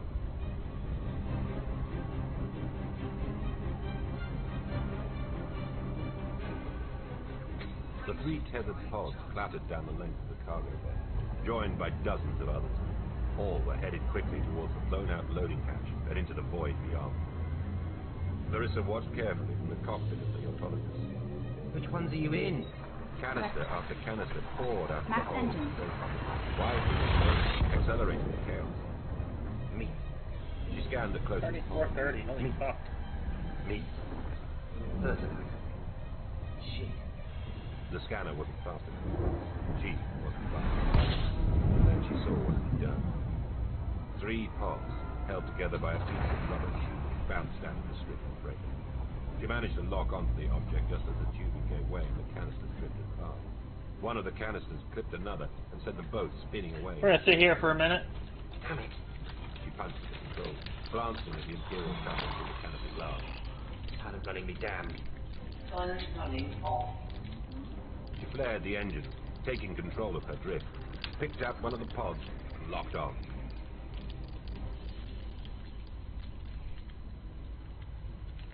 Dad, The voice crackled inside the tight confines of the cargo canister. Pax was confused, still dizzy from the manner in which he'd exited his ship. Then he remembered the handheld comms unit. Bliss, which one is which? Max engines. hard to say from here. 2 are spinning away. The third has a piece of hose hanging off it. Pax looked out of the tiny letterbox-sized inspection window. His pod was tumbling slowly. He saw the rubber hose trailing out into space. It flapped slightly as it was buffeted by the encroaching atmosphere of the gas giant. Mind the hose. Get your mother. Get Gustav. I'll wait. He adjusted position, trying to see more of what was going on. A pod spun away towards an asteroid. Kate! He put a hand on the glass. He felt sick. Larissa watched helplessly as the pod smashed into the rock. A flash fire explosion of atmosphere, then nothing. Dad, I saw. What about the other one? Tears filled her eyes, but she blinked through them, trying to focus and find the pod. I don't know. There's too many. I've lost it. Come get me. Each rotation of the pod took Pax deeper into the atmosphere of the gas giant. The pod creaked occasionally. Pax looked up at what was once blackness, now fading, becoming more orange, taking on the color of the planet. He was sinking into the atmosphere. Dad! An hysterical voice came over the small comms device. I can't get down there. I know. Moisture had started to form droplets on the inside of the small inspection window. It was getting hot and difficult to breathe. He could see the extremities of the capsule glowing red. Shield power is maxed out. The pressure's off the scale. It's tearing Autolycus apart. Go, Liz. What? You can't save me. Get out of here. But Dad! No matter how bad things are. Things can always get worse. Don't risk your life, too. Static. Larissa wiped away the tears. Grieving would have to wait until later. She piped every watt of power she had into the engine.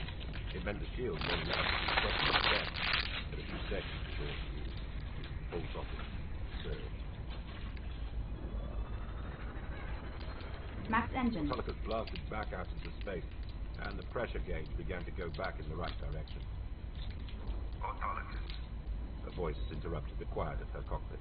This is Ducalabase. Not better. You have committed crimes against the Emperor. Sir. Another voice cut into the transmission. It was coming from the Alexandria. We don't have the jurisdiction. But, Larissa was in no mood. Get lost, Calabrese. To her surprise, he did. The Imperial ship turned, accelerated off into the distance, and then flashed. A cloud of dissipating gas marked the spot where the Alexandria had jumped into hyperspace.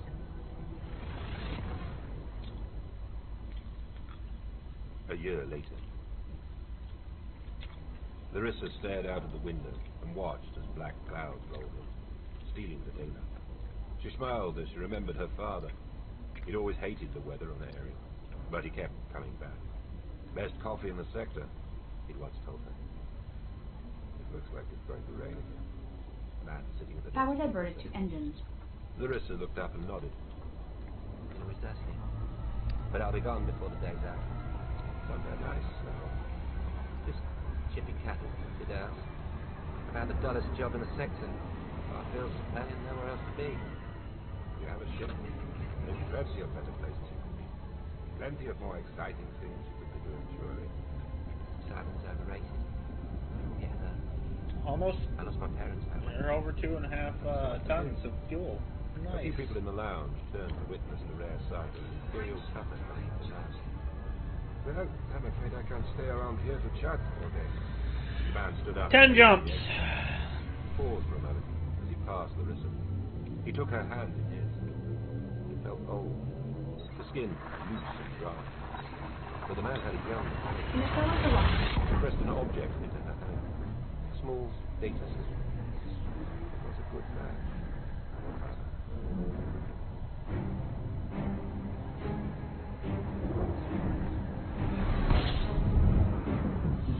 Crossing the Line was written by Chris Booker and performed by Toby Lombard. The director was Christopher Jarvis, and the series is produced by Dan Grubb. Elite Tales from the Frontier is a Radio Theatre Workshop production for Fantastic Books Publishing.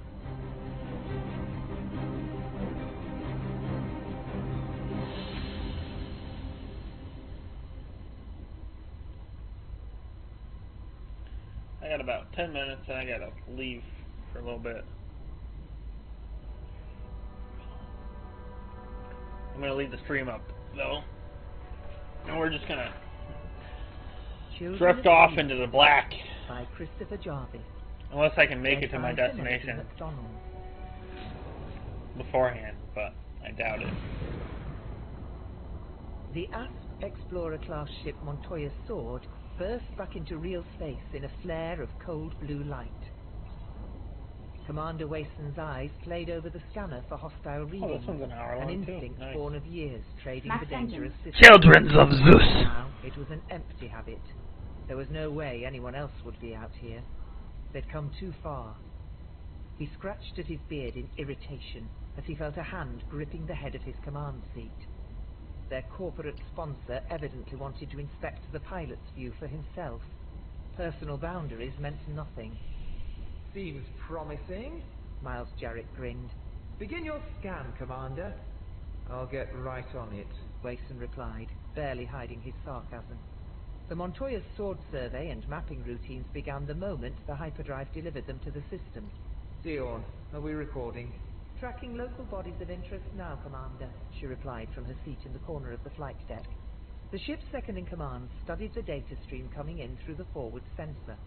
Her golden hands and face burned in the darkness against the only light, the glow from the suspended holographic display.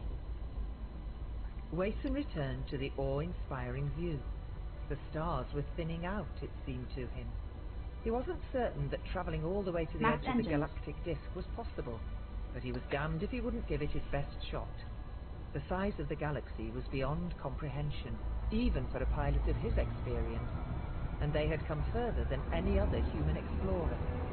In this direction, at least. They were the first to witness this region of space with their own eyes. Wason felt humbled. He didn't imagine the enormity of the moment occurred to Jarek.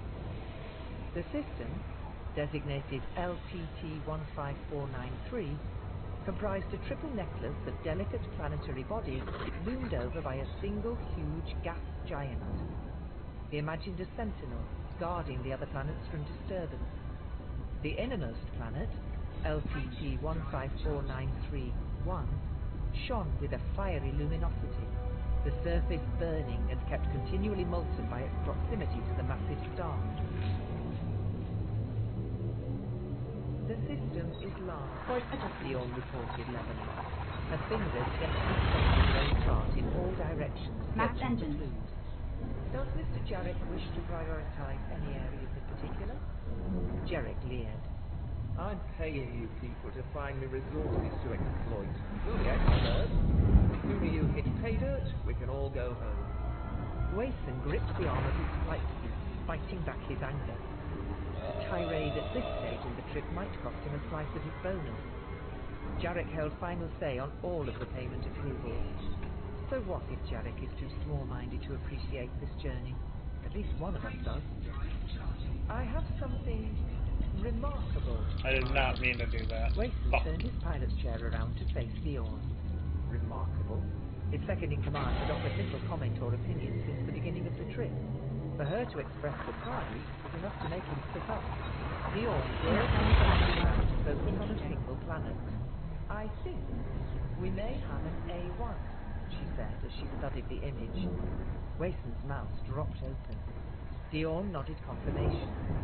Jarek was between them, nonplussed, waiting for an explanation. Wason shrugged off his ignorance. Payday or no payday, if Dion's assessment was correct, this world would be the jewel of their expedition, the rarest of finds. The flight deck's holotransmitter simulated an image of the planet in question, LTT-15493-2. The dark blue ball hung in front of them. A generated illusion, but in every sense an accurate model of the distant world. At first, the surface appeared smooth, almost indistinguishable from the Legion ice worlds they had surveyed. As Dion enlarged the view to highlight ground detail, Wason's eyes widened. Tiny speckled flecks grew in magnification. Green flecks. Green meant vegetation. Vegetation meant atmosphere. Those are islands. Forest-covered islands surrounded by oceans. He glanced at Dion for confirmation. She nodded, curtly. Power to engine. The sky outside the cockpit burned neon. Orange holographic HUD lines marked their sprint through the system as the frame shift drive took them on a fast transit to the second planet. Wason was glad to have the flight deck to himself. Jarek had buggered off to his cabin to consider the possibilities. Dion, who offered little more company than the robot crewman monitoring the shield station, didn't count. The lonely pleasure of spaceflight was his once more. He'll never appreciate the magnitude of what we found. Wason muttered. To his surprise, Dion volunteered a reply. He's not paid to enjoy the scenery. His job is to estimate the value of resources in untapped systems and provide navigation data for recon mining and construction. But that isn't why I came out here. We jumped from system to system, witnessing incredible vistas never seen by human eyes, and that creep reduces it all down to a bottom line on a report. I want to soak up the wonder of the galaxy. Dion gave him an unsympathetic smile. Then do it on your own. Max engine.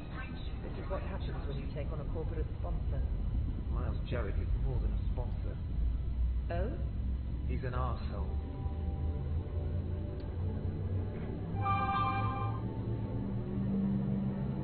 The Montgomery Ford began a slow drift into the gravity field of the planet. Wason dropped the engines out of supercruise and allowed the Asp to fall into a fast natural orbit, with only a few course-correcting bursts of the maneuvering thrusters. Soon, the planet's rolling blue mass lay below. The scanners removed all lingering traces of doubt. Oxygen, nitrogen, atmosphere. Get close so I Liquid can feel saline scoop. ocean brushing against the shores of verdant clusters of archipelagos. Make sure I'm not going to Contagion burn checks up in the aside, atmosphere. This was a world any human might call a comfortable home. Look at her. She's perfect. Dion studied the scanner's readings. The landmass is vastly outweighed by the ocean. Nope. For all I think we I'm know, good. those islands get... I will be right back. Well, not right back, but I'll be back. Max engine.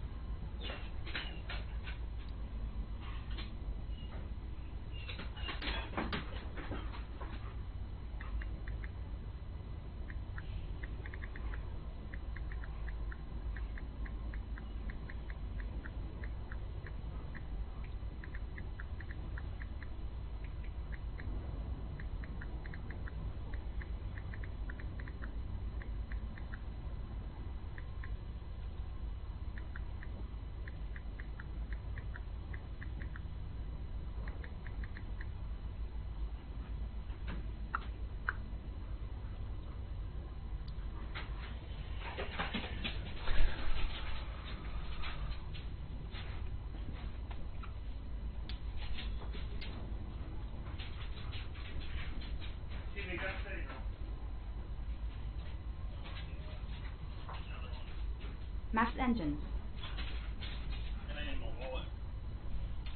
My wallet.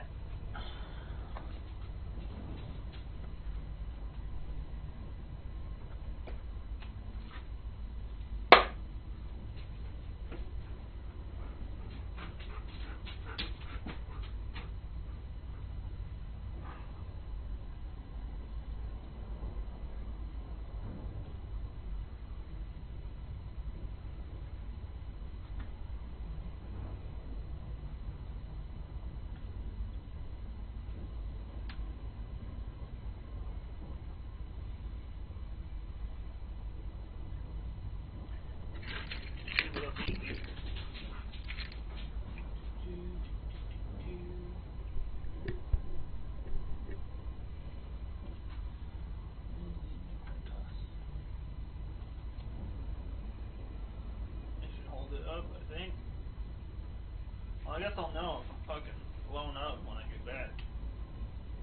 That wouldn't be very good. That wouldn't be very good at all.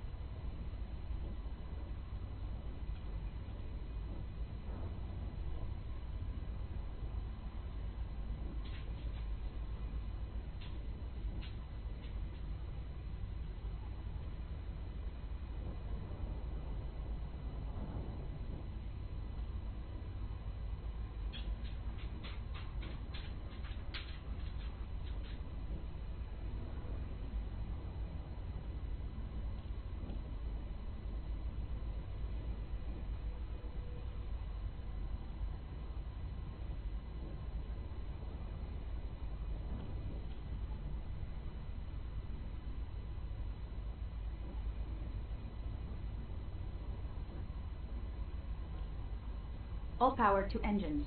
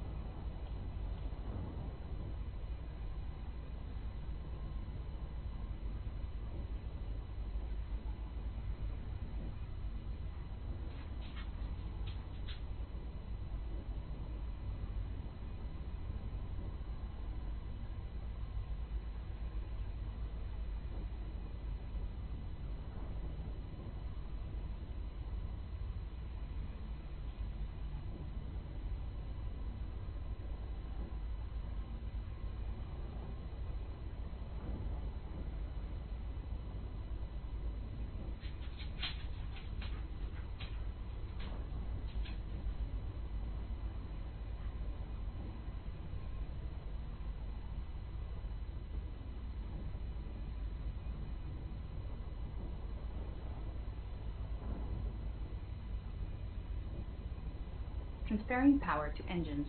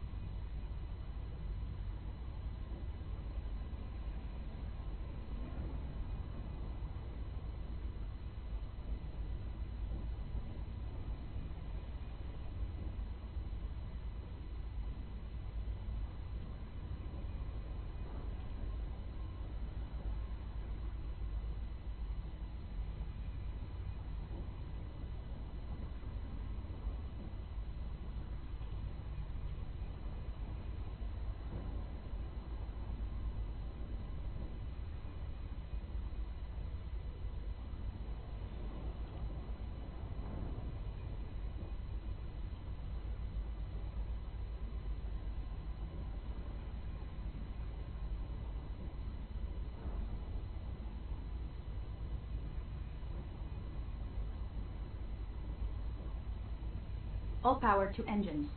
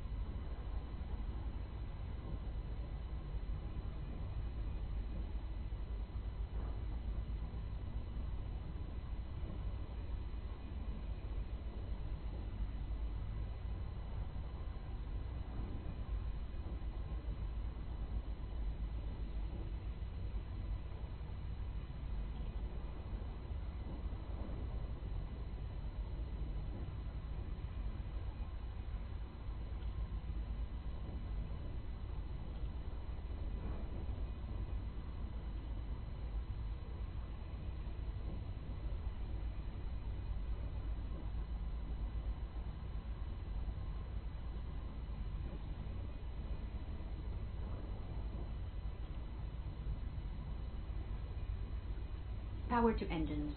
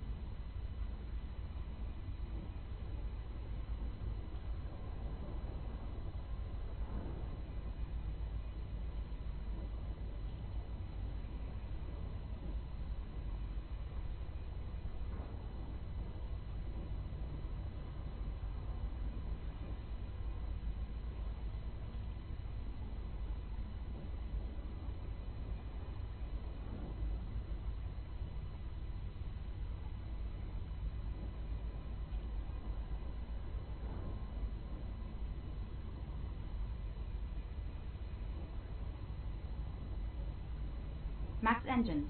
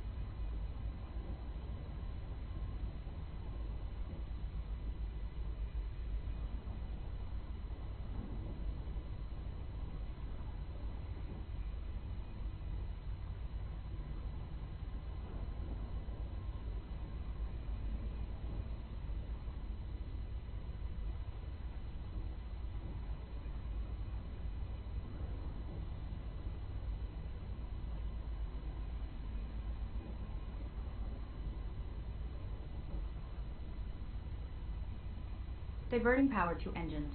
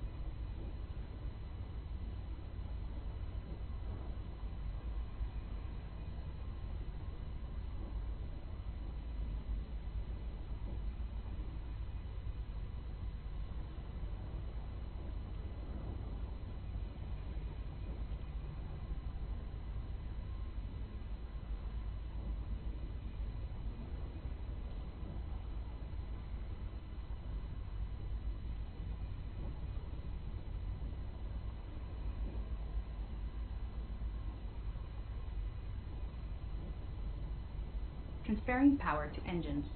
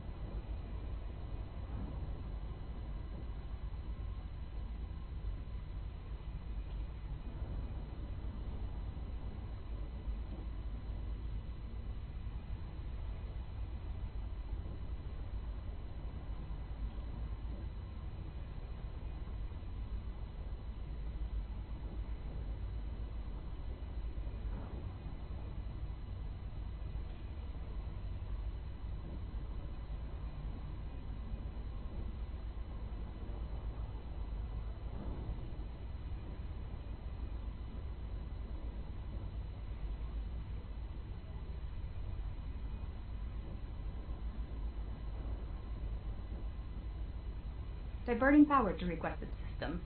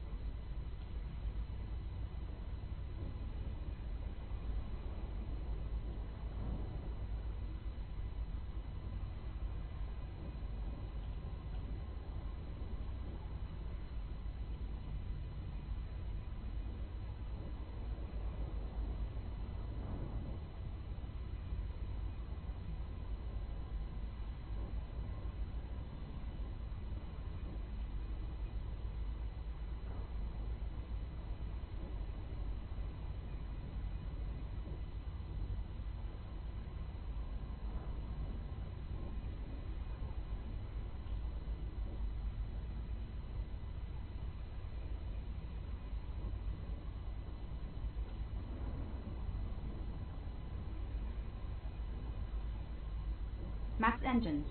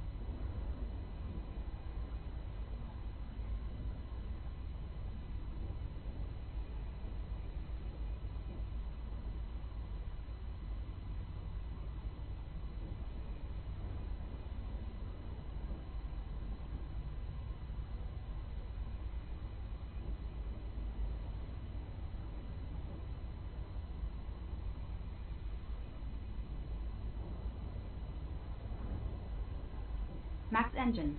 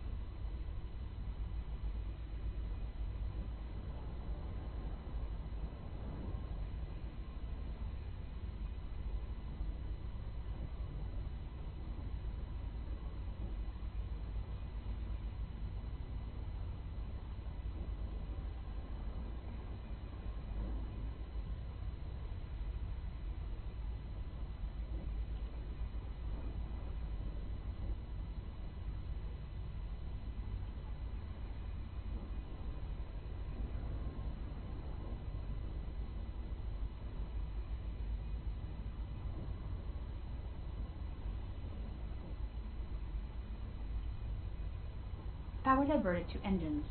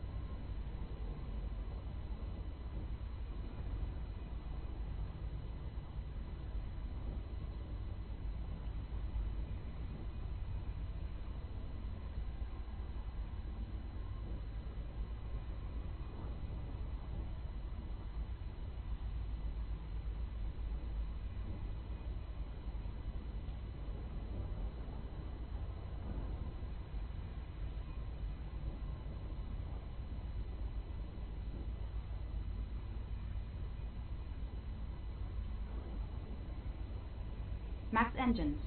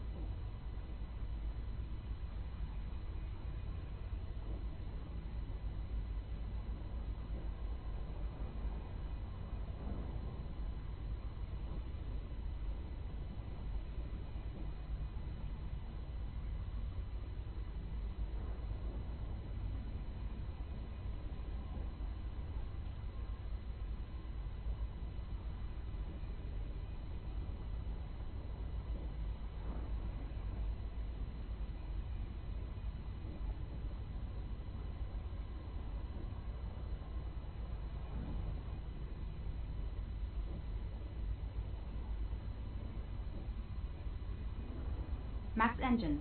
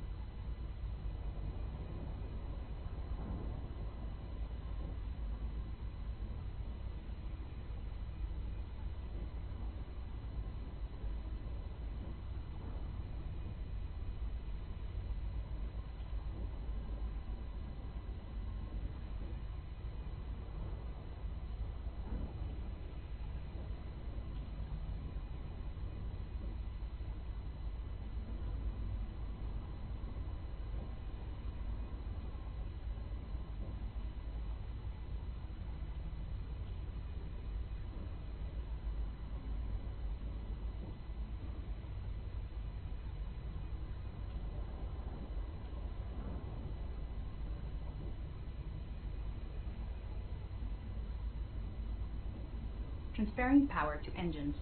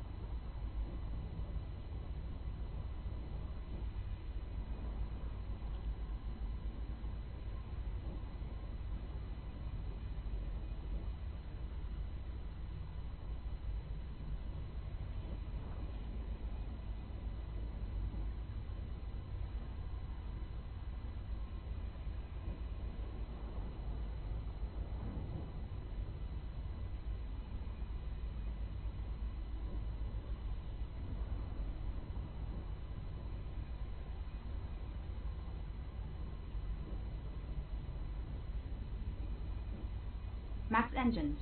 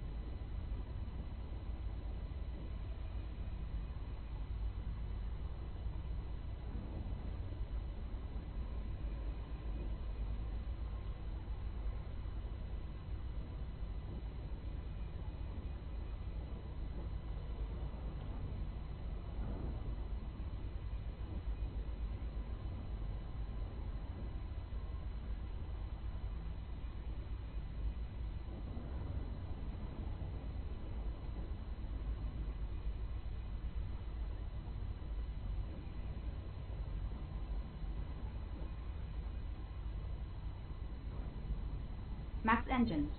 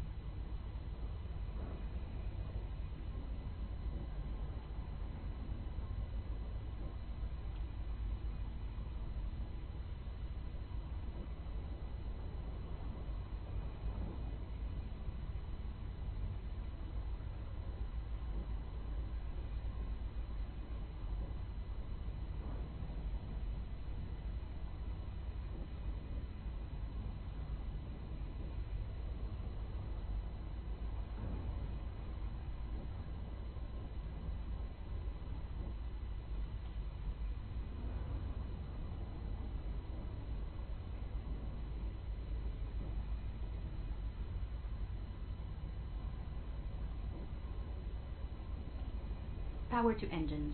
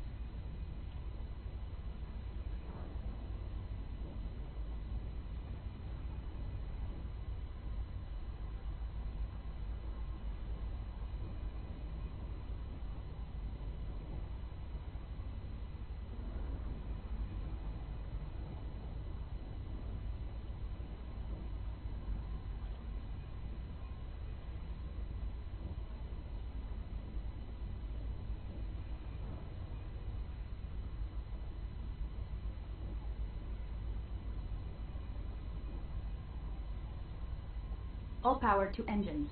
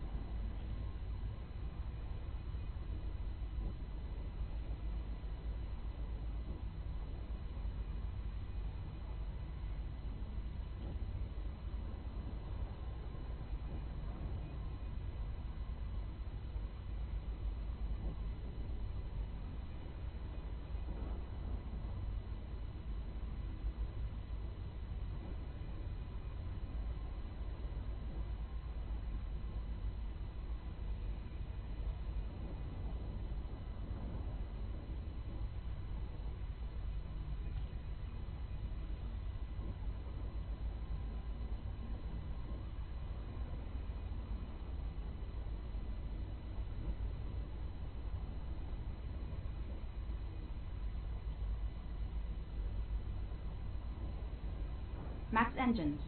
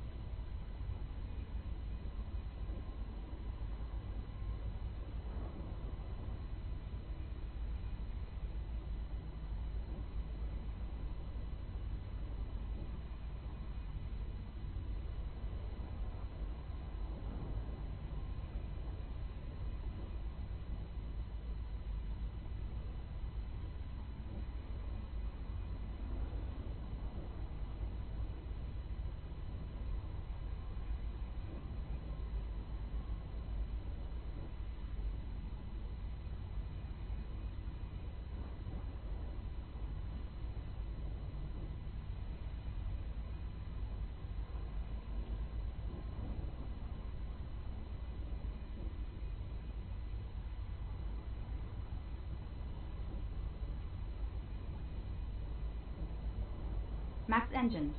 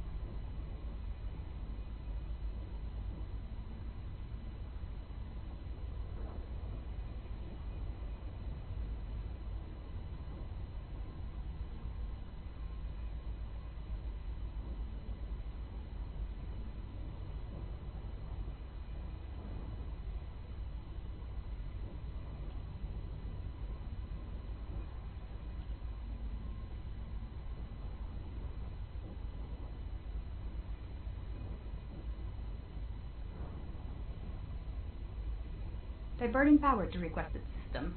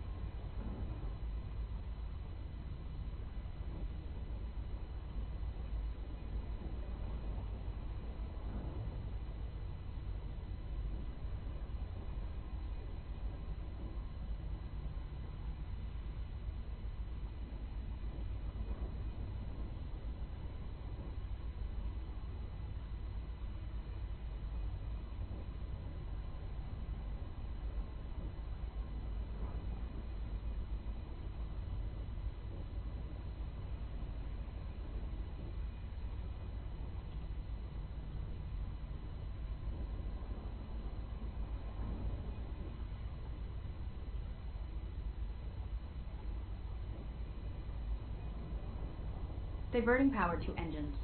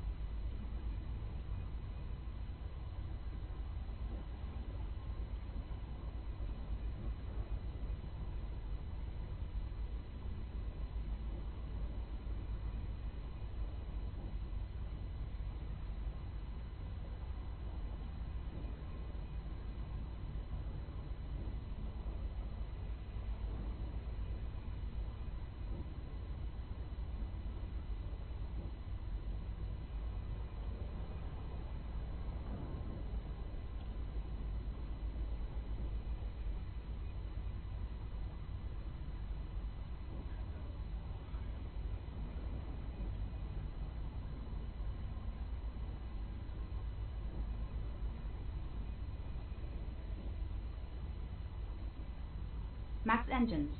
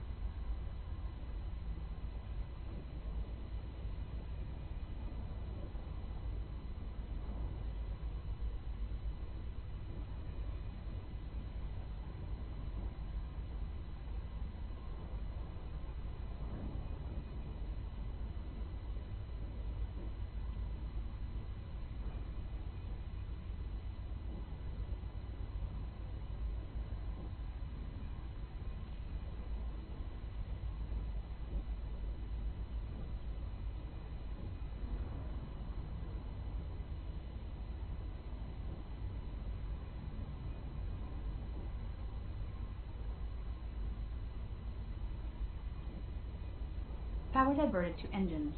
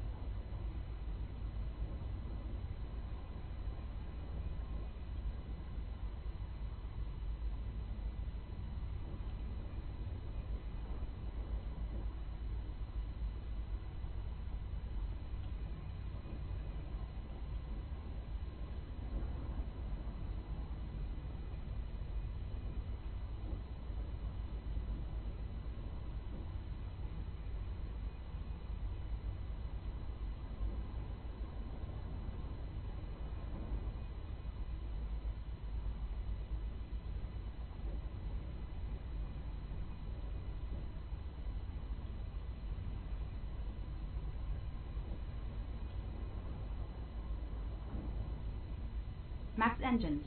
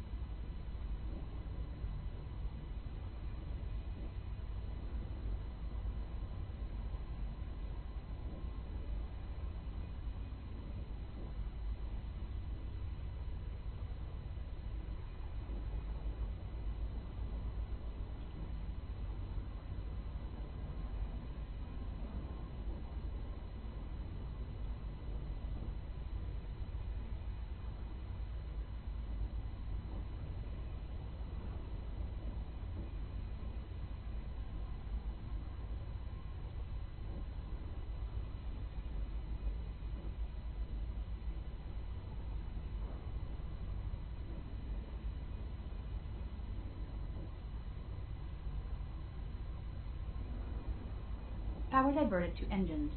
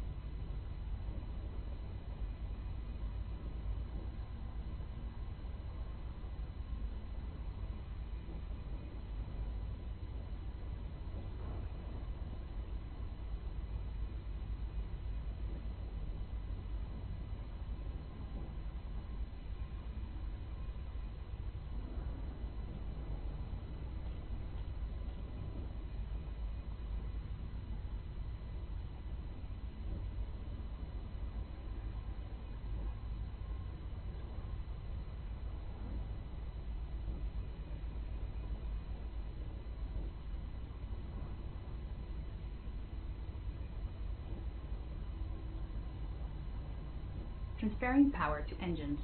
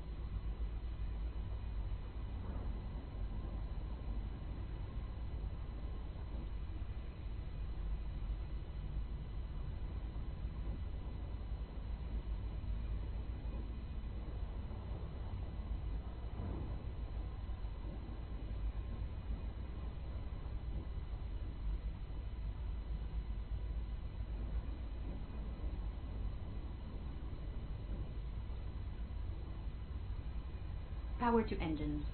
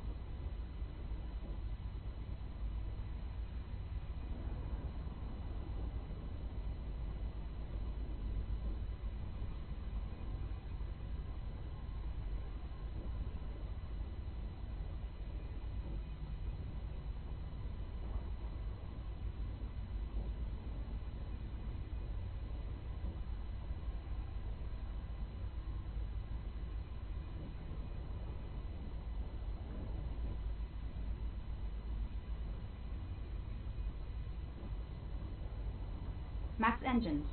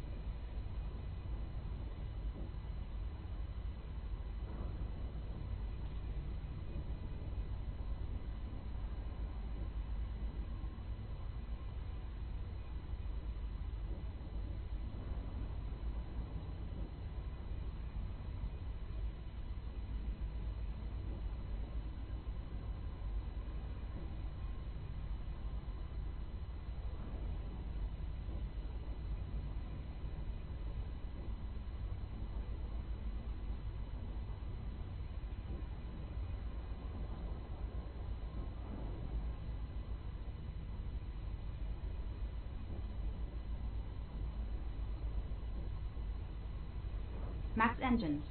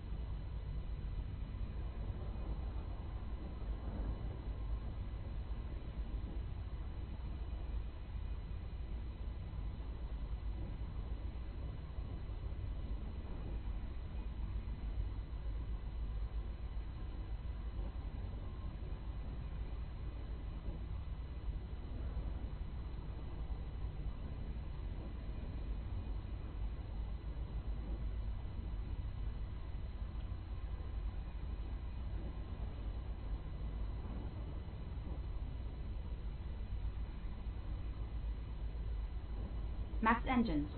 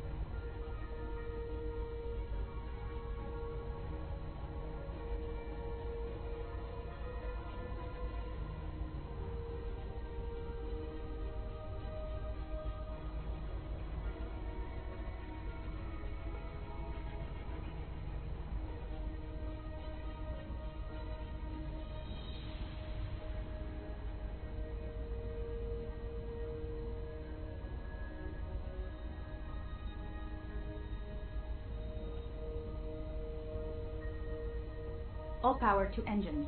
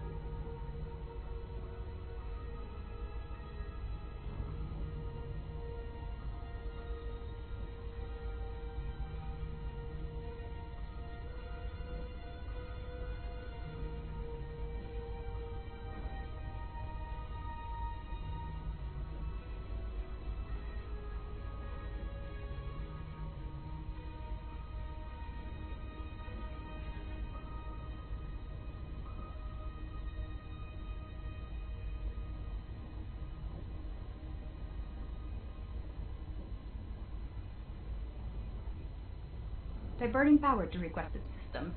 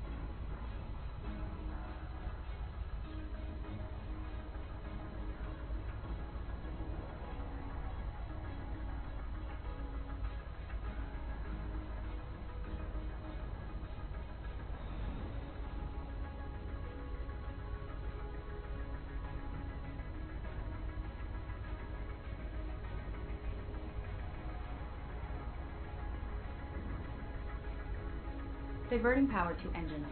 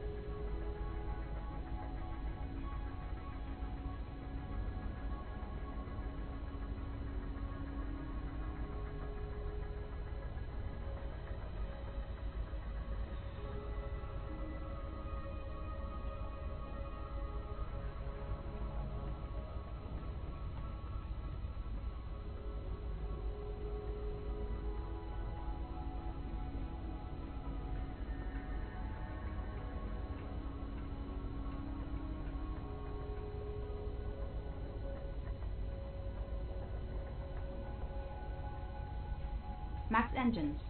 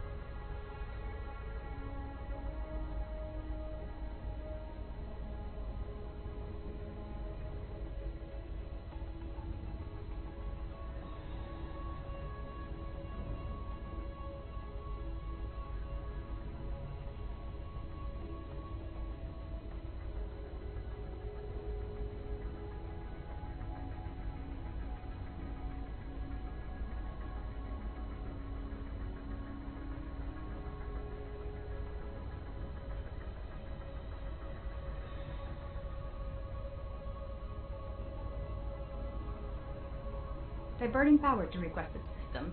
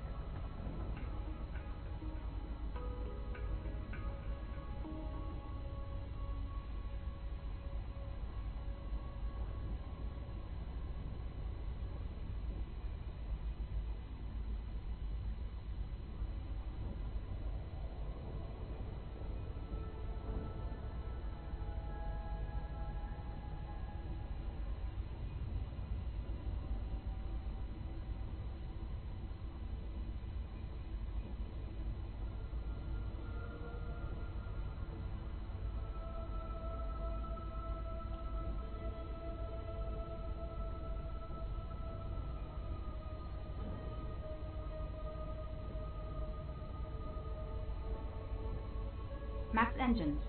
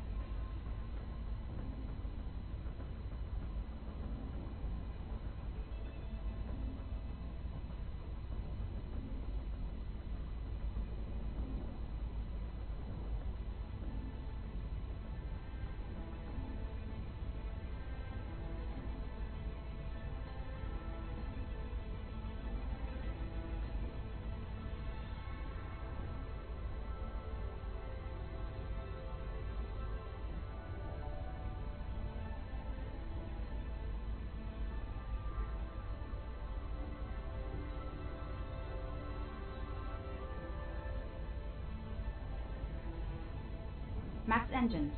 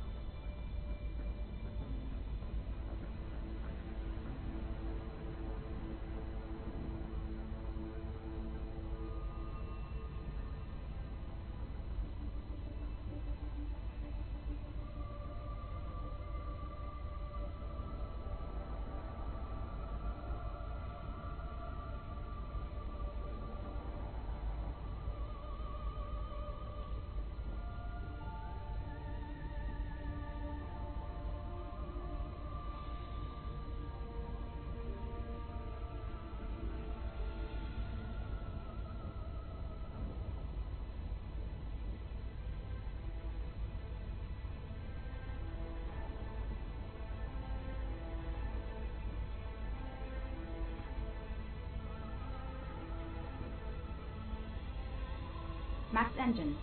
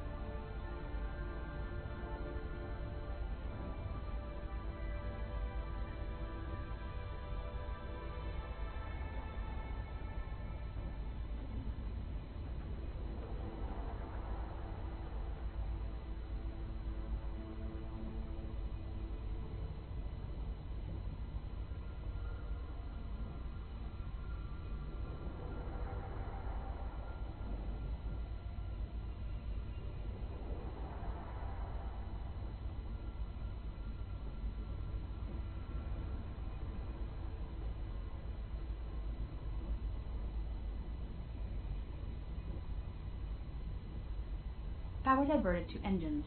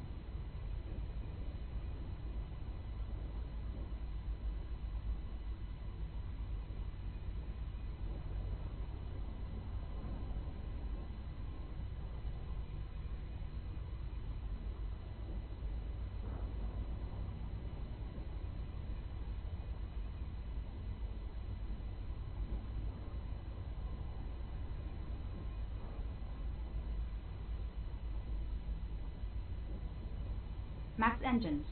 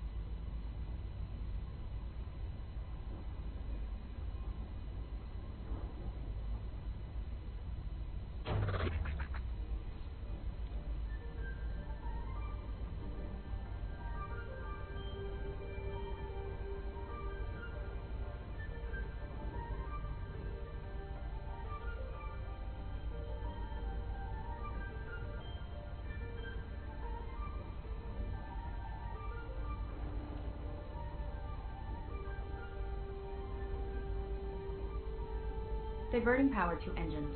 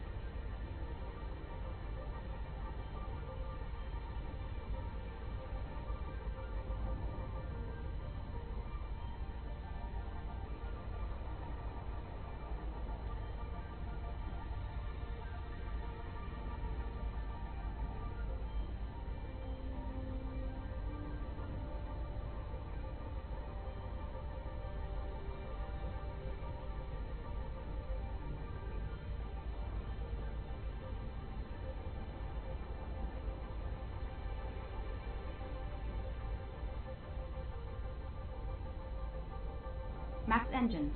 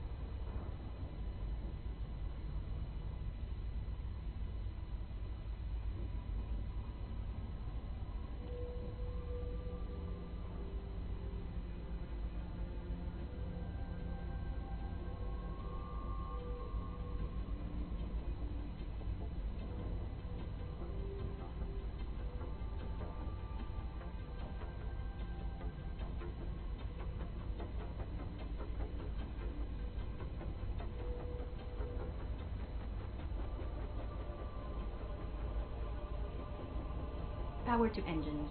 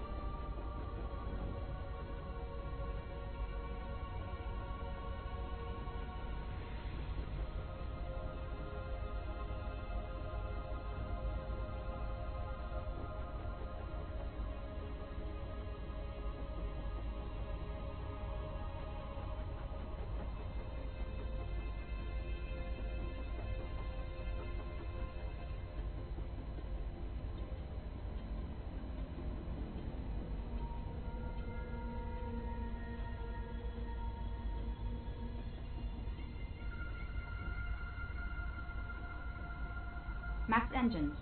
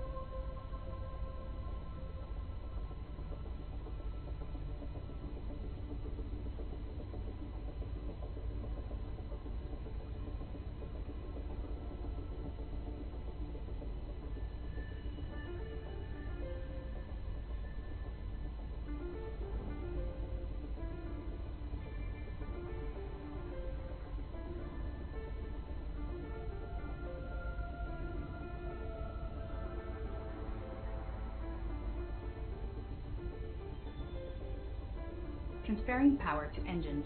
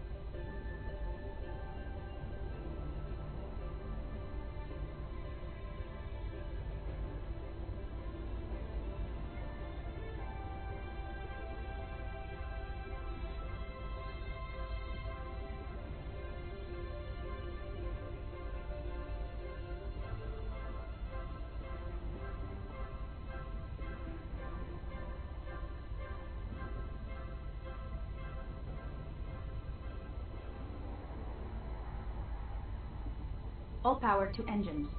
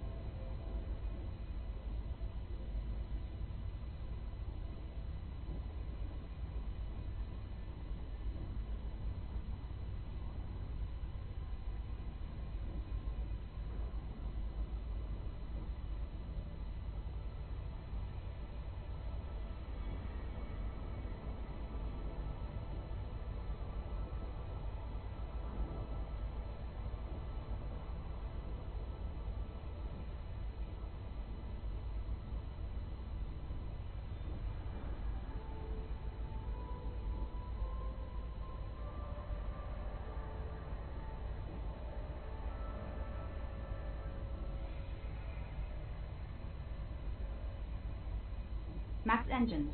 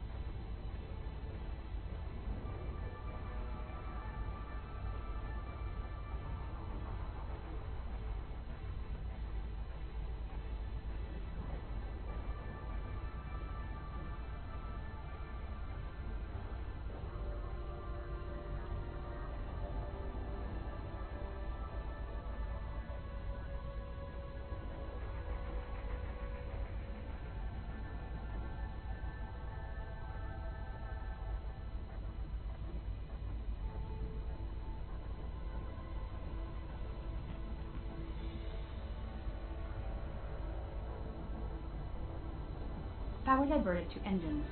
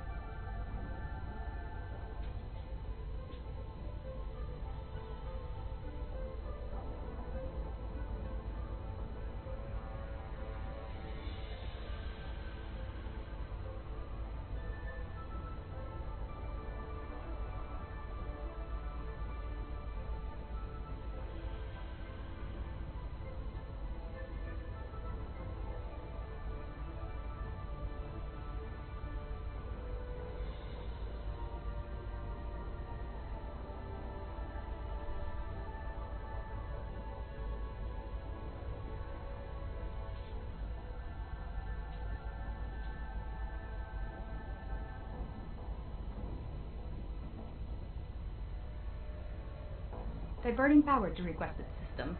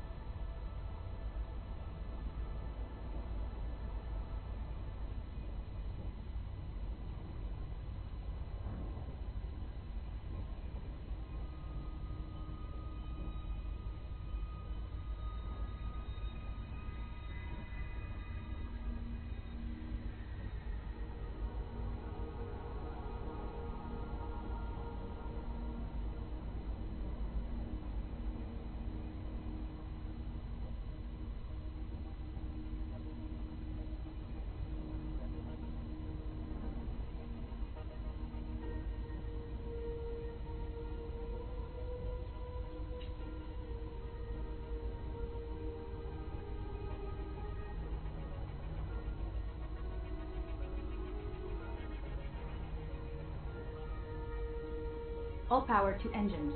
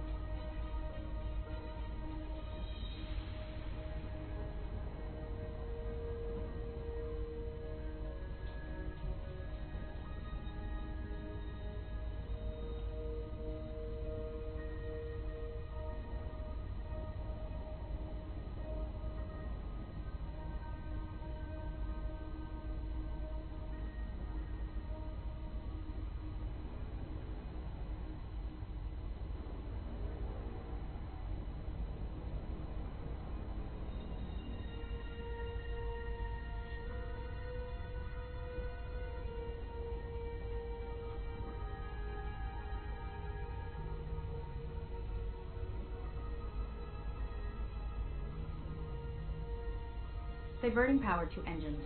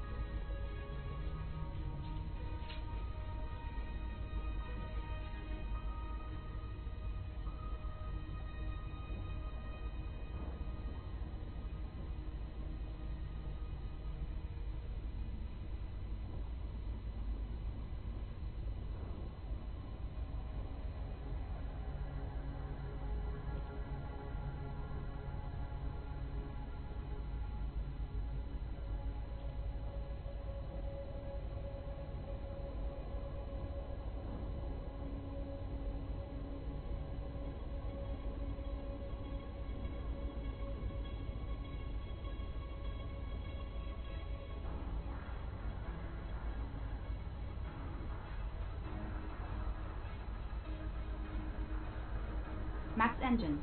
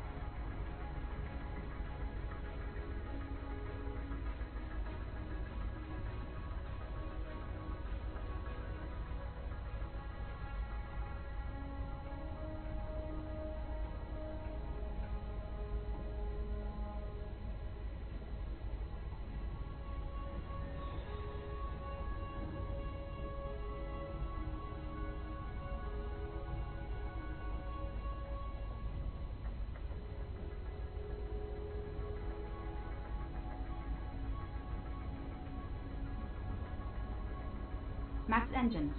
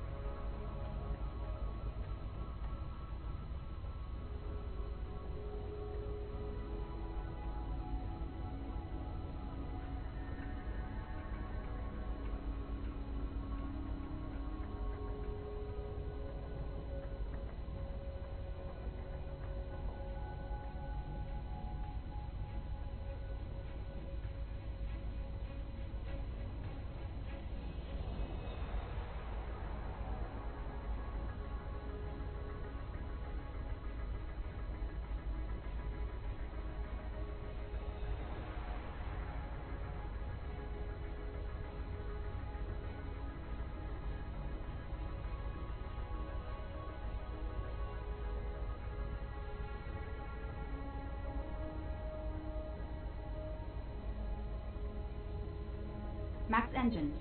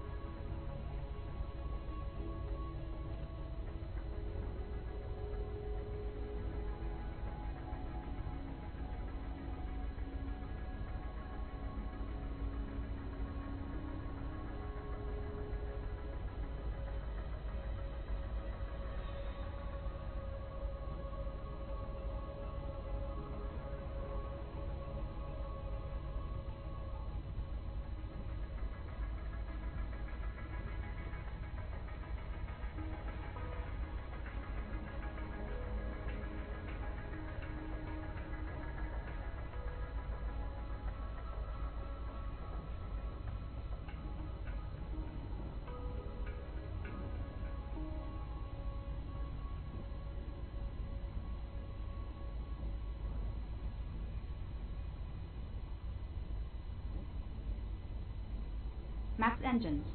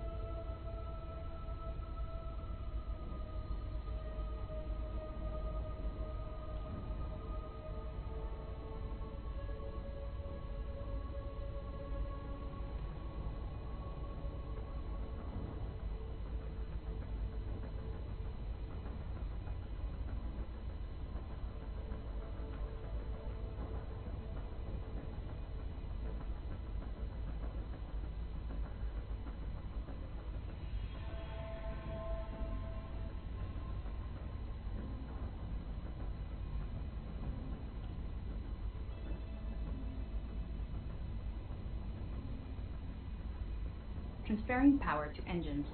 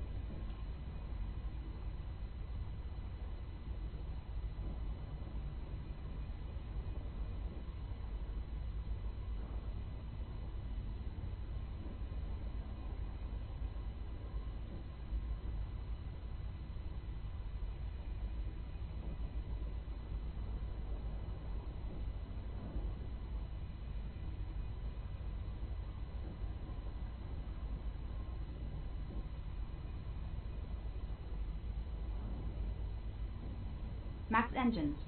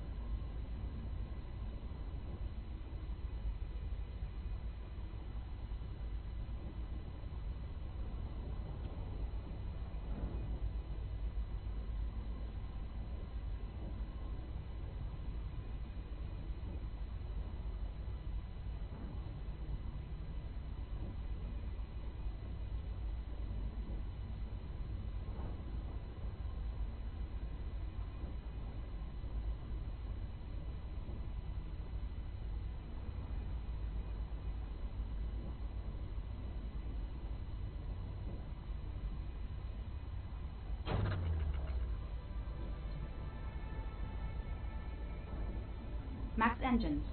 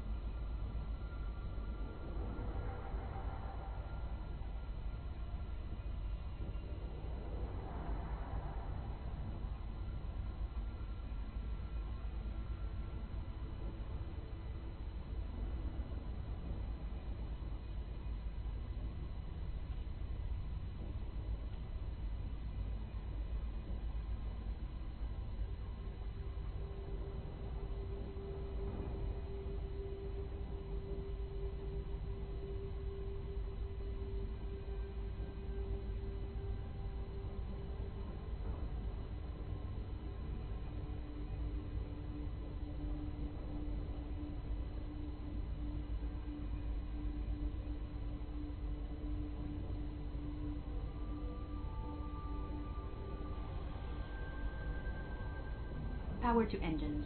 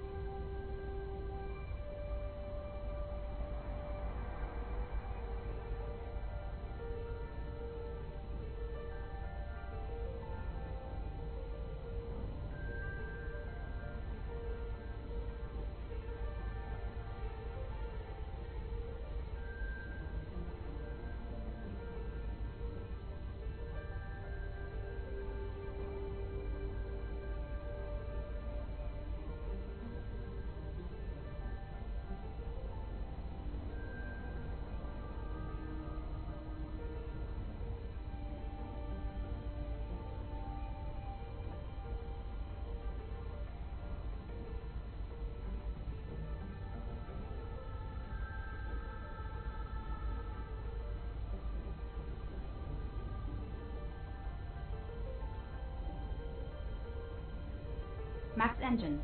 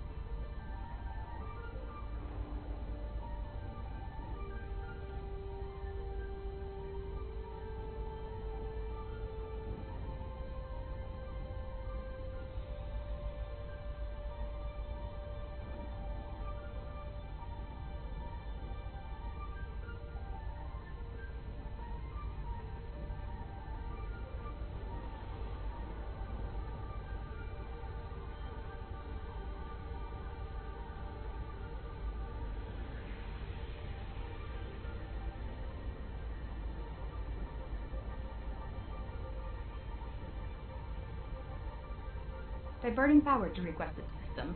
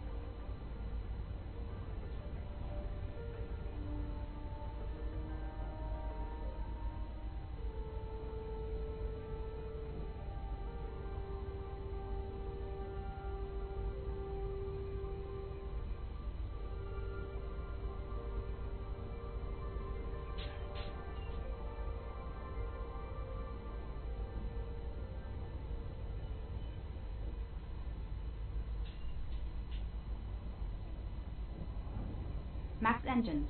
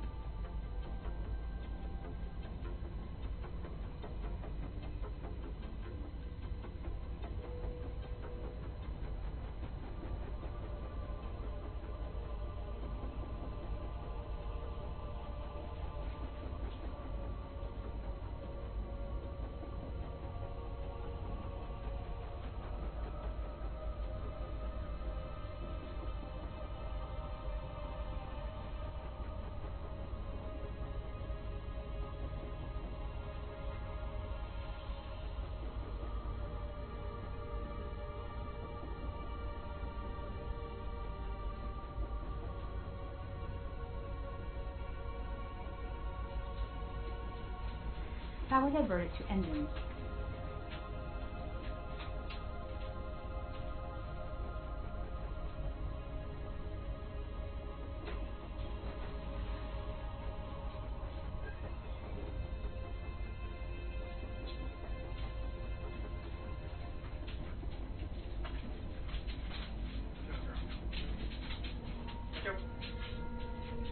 Holy shit, I didn't die.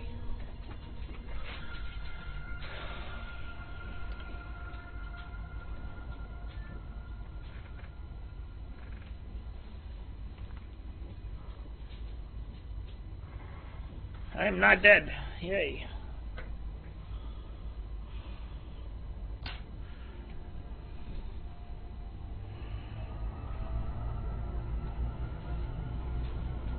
Submerged every tidal cycle. We haven't yet measured airborne toxins or scanned for dangerous predators. Okay. We need more information on our beauty. Can you calculate an orbital trajectory to photo capture the surface detail of this planet? Already working, but I think there's something you should see. Wason watched as Dion sent her terminal's output to his heads-up display. His heart froze as he studied the image. What the hell is that?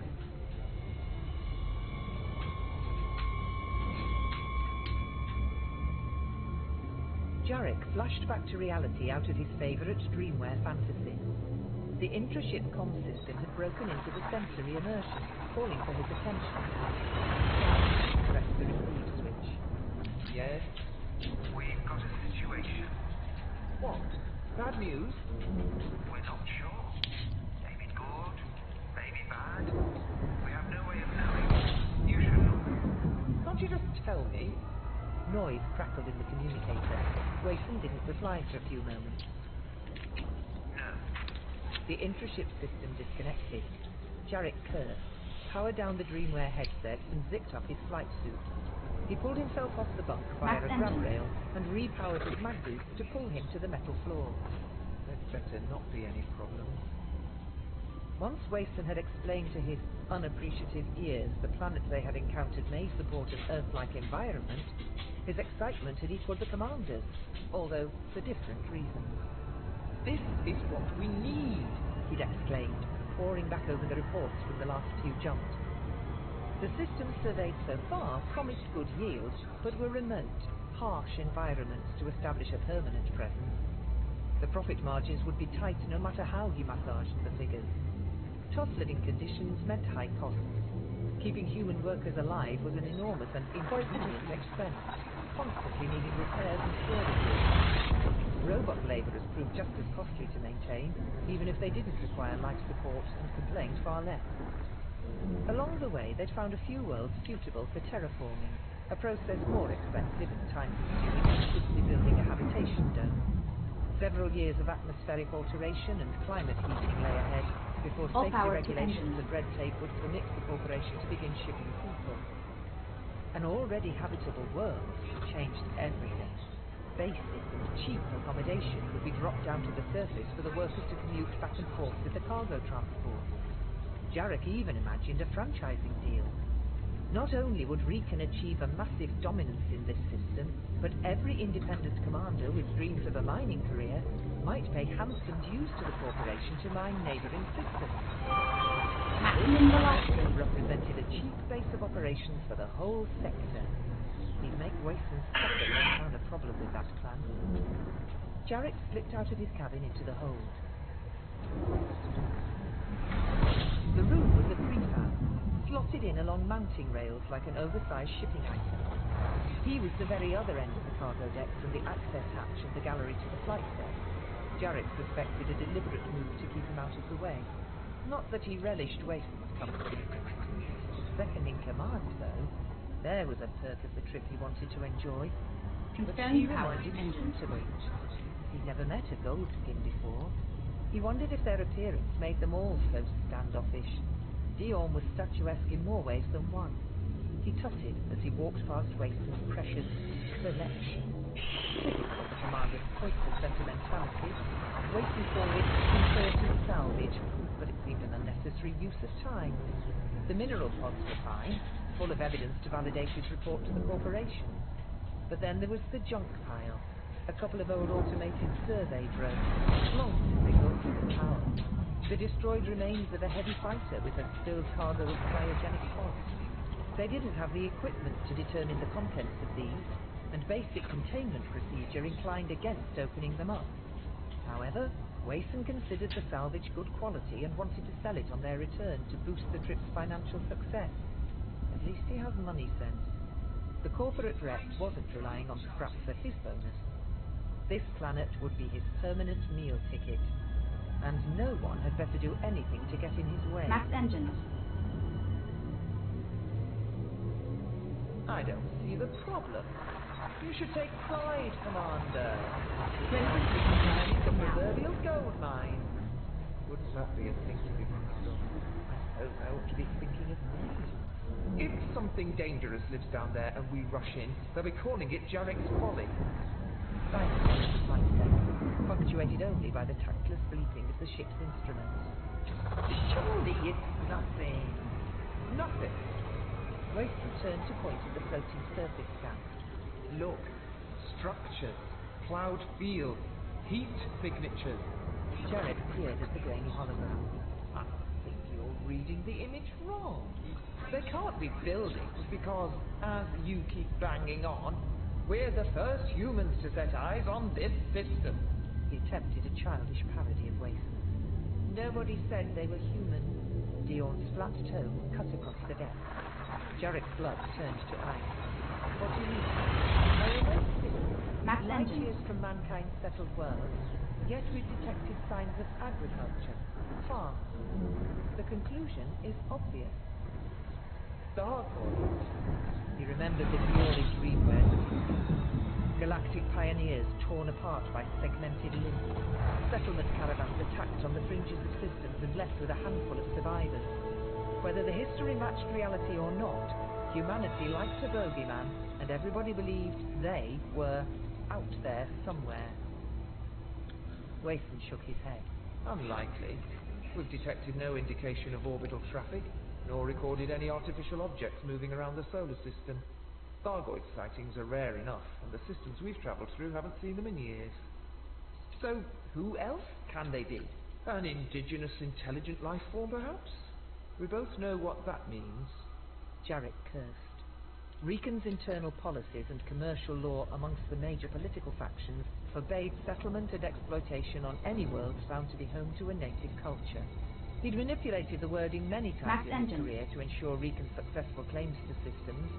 Culture was a particularly tricky term, since no consensus had been reached on measuring intelligence, but he was certain a city, however primitive this one appeared, would put a hold on development. You're sure they're indigenous? Dion highlighted sections of interest in the scan. The buildings are archaic. No evidence of extra-atmospheric transit in the system. All the signs suggest a pre-spaceflight civilization. Jarek peered at the HUD. He waved his hand through the image, dispersing glowing particles in whirling eddies. So, what can you tell me about them? Dion tapped at her console and added a height scan layer.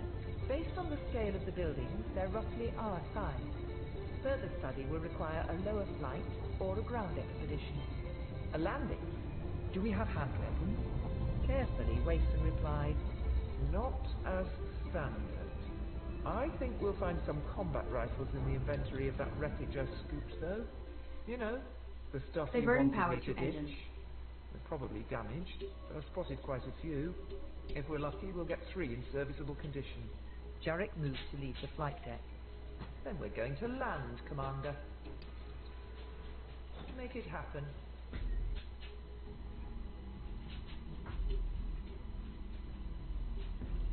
On the day of the coming of the bringers, a thunderclap sounded in the heavens.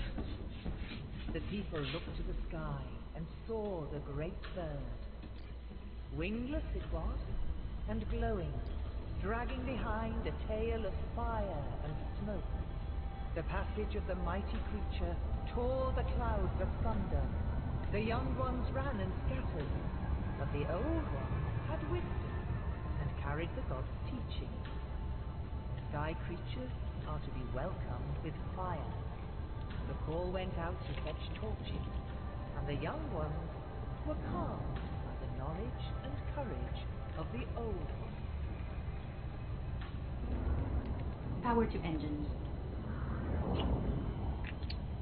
Wason had advocated a careful landing, which would have hugged the curve of the planet to remain unobserved. Jarek pulled rank and insisted on a low survey of the site. He ignored any protests, threatening to reduce the pay share for the trip. The first pass scattered the inhabitants. They pointed at the sky and screamed and yelled, running in all directions. The settlement sat in a shallow valley, covered by rich forest, at the end of which loomed a thin mountain, rising out of the ground like a needle. To Wason's disgust, Jarek insisted on a second pass. On their return flight, a huge group had gathered in the central boulevard through the town. Although daytime, each figure held a flaming torch high. They performed a swaying dance, waving in unison. "Commander," Dion shouted, fighting the screech of the atmosphere against the hull. "Look at the landing camera!" Wason turned his attention to the down-facing display. Diverting power to no. system. They're human. He studied the screen in wonder, watching the moving and swaying bodies and the undulating motion of the glowing beacons. Are they beckoning us to land? What? Dion replied, struggling to hear Wason. See the torches? They're using them like landing crew beacons. Dion swung her camera view around to the mass of people, standing in an orderly square between the buildings. All generations were here. Young, old, baby. Are you going to put her down where they're indicating? Wason shook his head. Bad enough they've seen us. They're primitives and we just brought them a spaceship. I want them getting a closer inspection. Can you find me a landing spot in the forest? 3 or 4 miles from the settlement. Should keep her out of sight. He felt a firm hand on his shoulder. Jarek shouted over the engine and air noise. I'm not walking 4 miles through jungle. Wason turned and gave Jarek as much of a shrug as his flight restraints would allow. Your choice. The ship has enough supplies on board. You can stay as long as you like.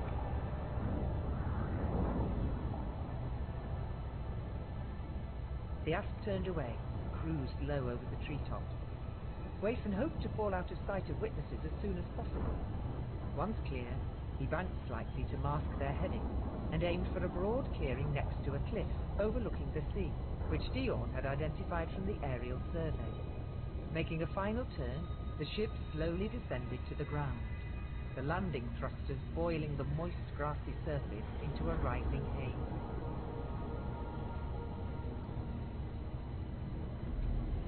External camera. On the day Changing of the camera. of the Gringos, Oh yeah. a golden woman came from the forest. The great bird put Free camera. It had hidden its nest within the trees. We heard it call. Free camera. But the people believed the bird had brought these visitors from the gods. We welcomed them as honored guests, long estranged brothers and sisters from the time of the Dark Prophet. Tarek, his corporate branded flight suit splashed all the way up the leg with mud and stream water, had complained for the duration of the hike. Wason had all but tuned out his whining and had refused to swap rifles after Jarek had fallen in a rocky stream.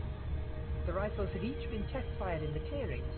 Somehow Wason felt That is reassured so cool, Jarek's dude. rifle may have stopped working. They were greeted by the villagers as they cleared the tree line. The crew were not surprised. Excited voices and running feet had given away that their approach had been tracked for the last 2 miles of their journey. Jarek made to ready his rifle, but Wason shook his head. The villagers stood in a gathering behind a single old man. Their torches were gone now, and 3 children stepped forward. They each carried a woven sheet of flowers, arranged to form a hexagonal shape with a string hoop at the top.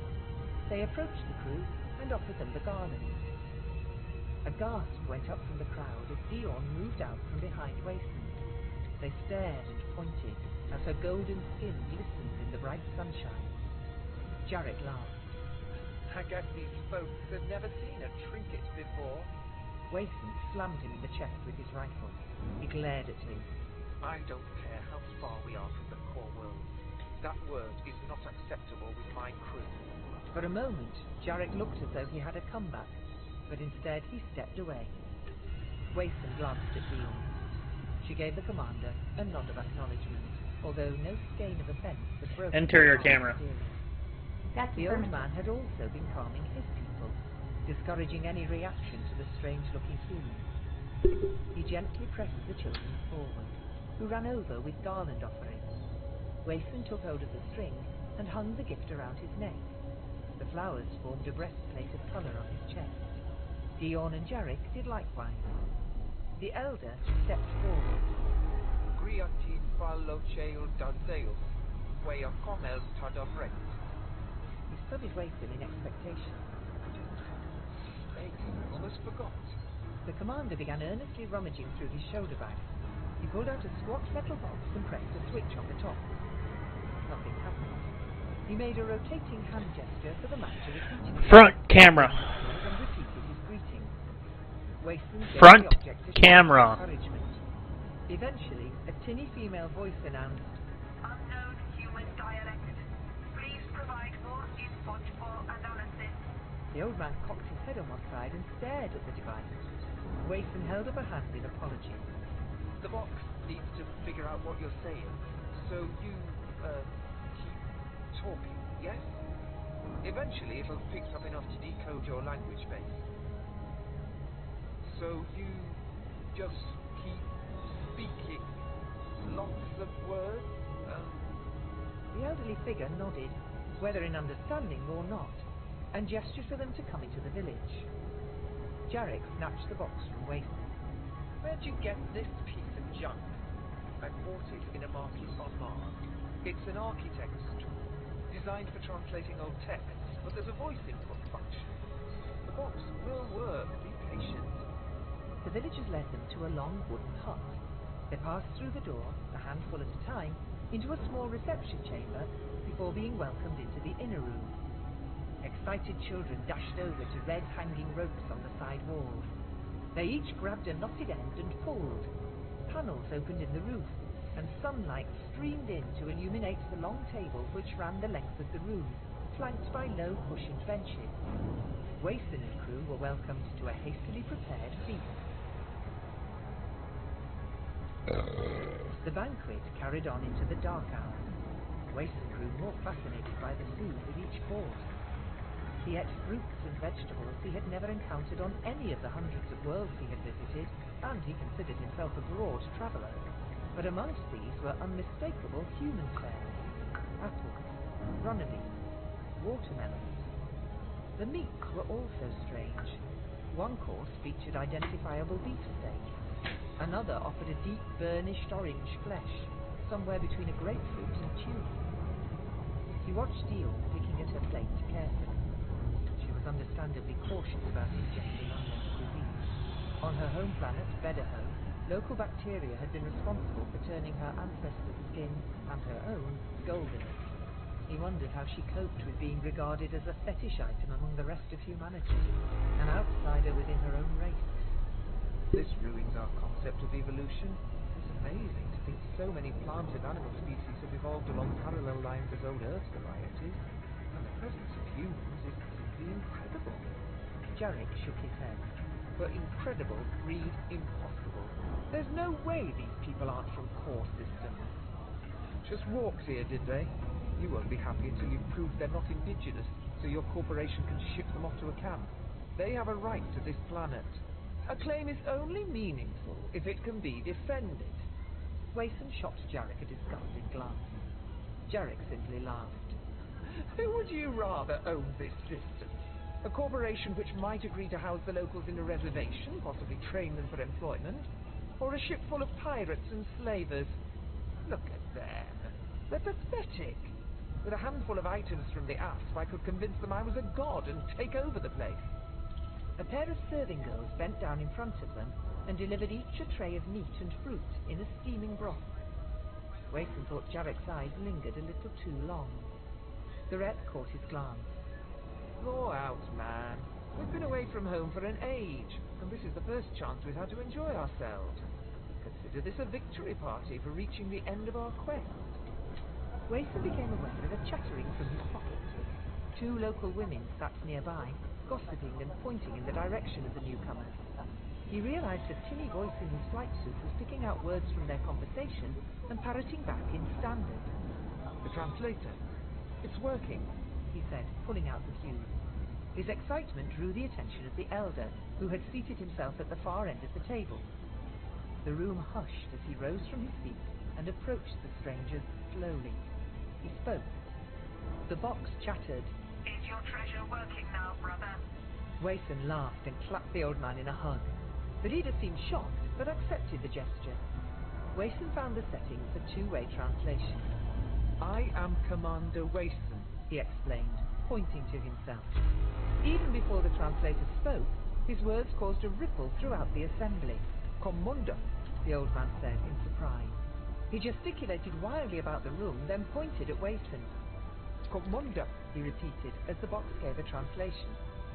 Oddly, the word commander was still fairly recognizable. Young and old alike stood up and raised their arms, pressing the backs of their hands to their foreheads. Dion stepped closer to Wason. Are they saluting us? Your translator is working. Good. Find out what they're doing on this planet. We'll need their evidence to present my report. Wason waited until the elder had settled before asking, Who are your people? How did you come here? To this world, I mean. The old man narrowed his eyes and listened for the translation. When the box finished, he began speaking. His words echoed in galactic standards.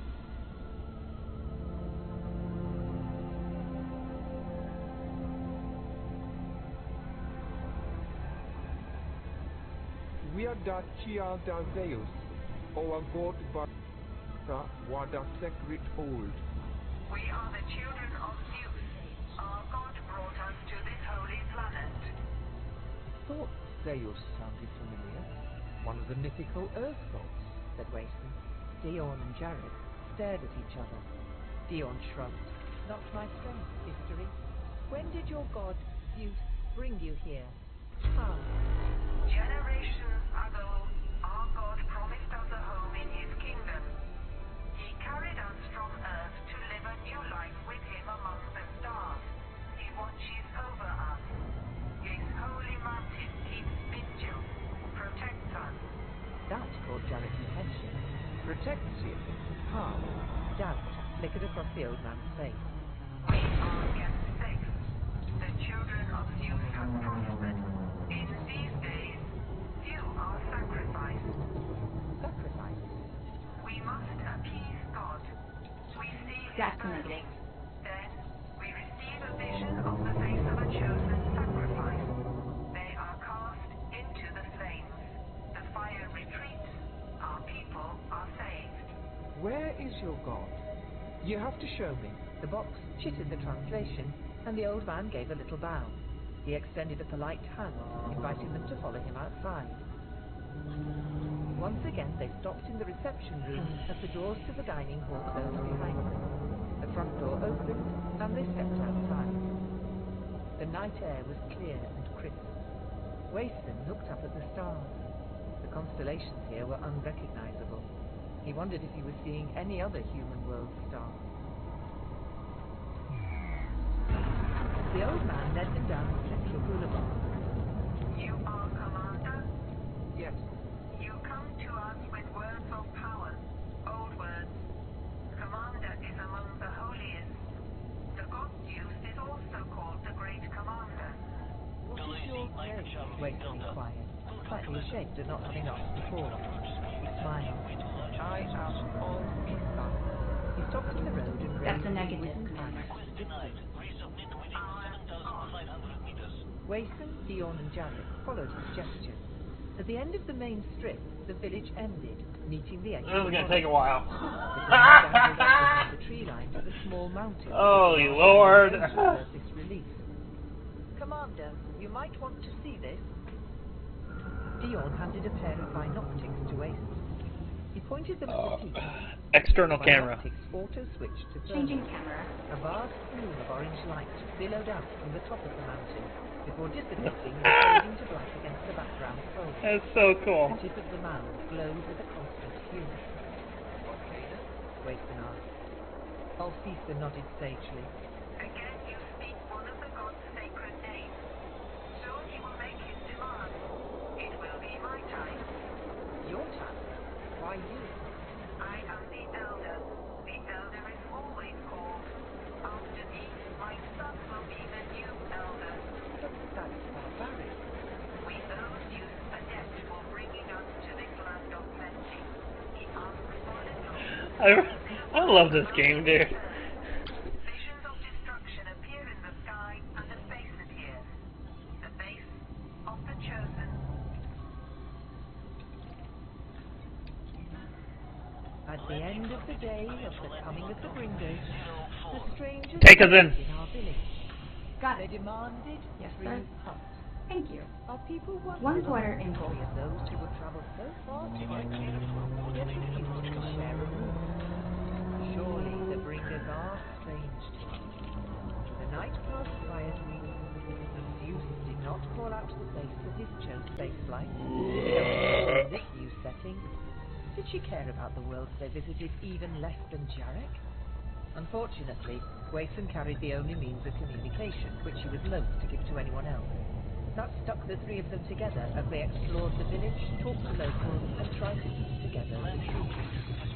Their theories were as ranged as they were opposed. Jarek insisted they were settlers who'd somehow got the new drives ahead of everyone else and set up a backward return-to-nature commune. Diorne seemed to fall into a spiritual contemplation. Her questions focused on their deity and the how and why of his bringing them here. Whenever she regarded the mountain, Divert-powered shield. she gripped a Landing small module pendant deployed. she wore around her neck.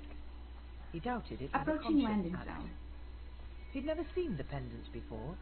On the Montoya's sword, flight suits were kept tight and safe against the threat of hull breach.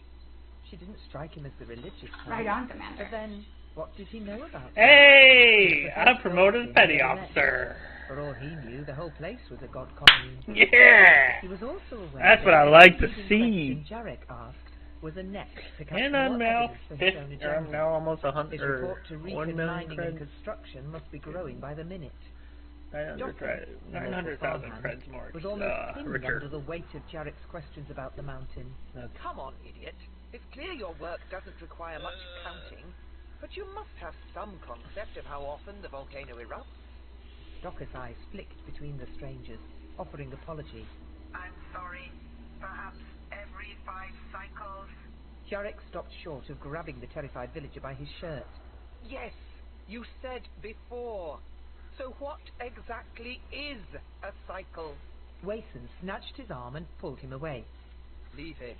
Their The frames ship's of landed. reference will be based on Handoff orbital complete. positions. You can't Nice solve find. this mystery in a day. Sir, Your the ship junky is yours. calculated all that, right? You have done some of the job properly. My ass is state-of-the-art, thank you. And yes, we will have all orbital data. Did you think to bring it with you? I thought not. So why don't you leave the locals alone?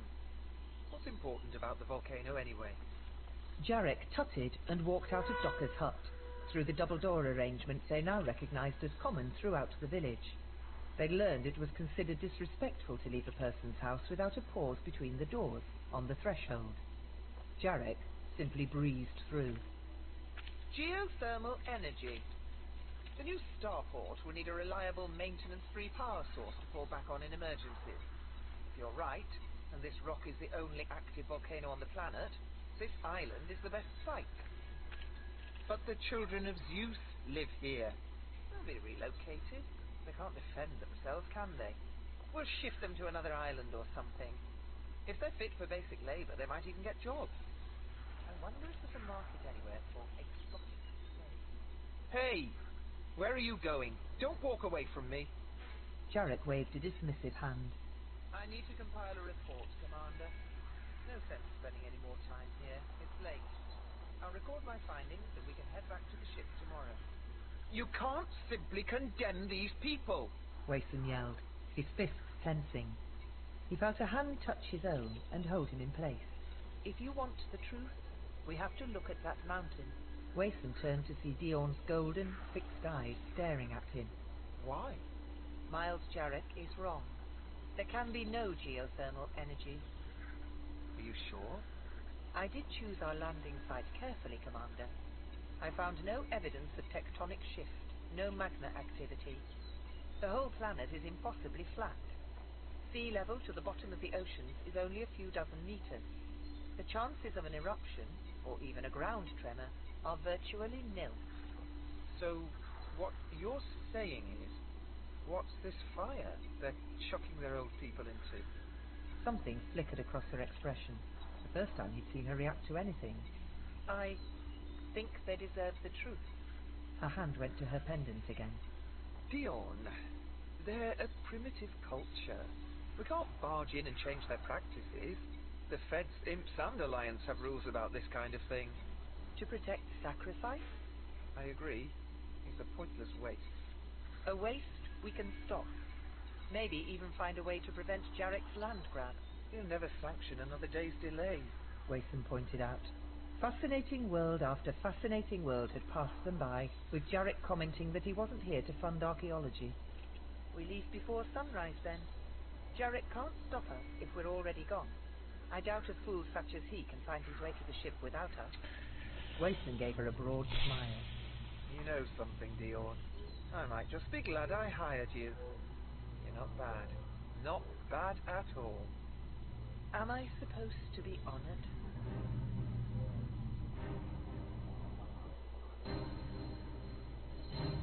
God Mountain wasn't high. Dion reckoned a 200-meter peak, with the benefit of her binoptics.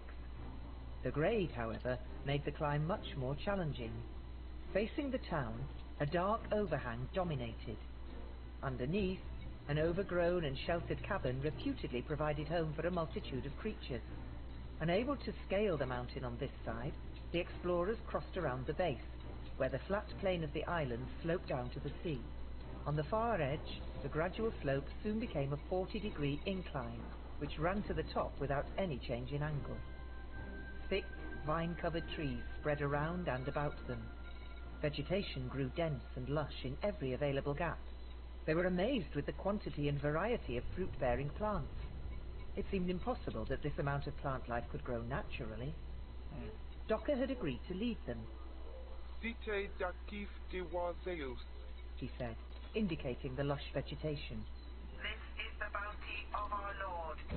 Wason hadn't wanted a guide, but Dion was more circumspect. When they'd mentioned their planned expedition, by way of asking permission, Althesa had grown nervous. Evidently their status as messengers from the gods only afforded them so much grace. With Docker as their chaperone, Althesa seemed appeased. Guide or no guide, the sacrificial trail was well established. The trees and bushes had been cut back to allow the victim unhindered passage. With the path clear, they made quick progress. Soon, the tree line disappeared. As the explorers reached the summit, the larger undergrowth also thinned until only a sparse covering of grass remained.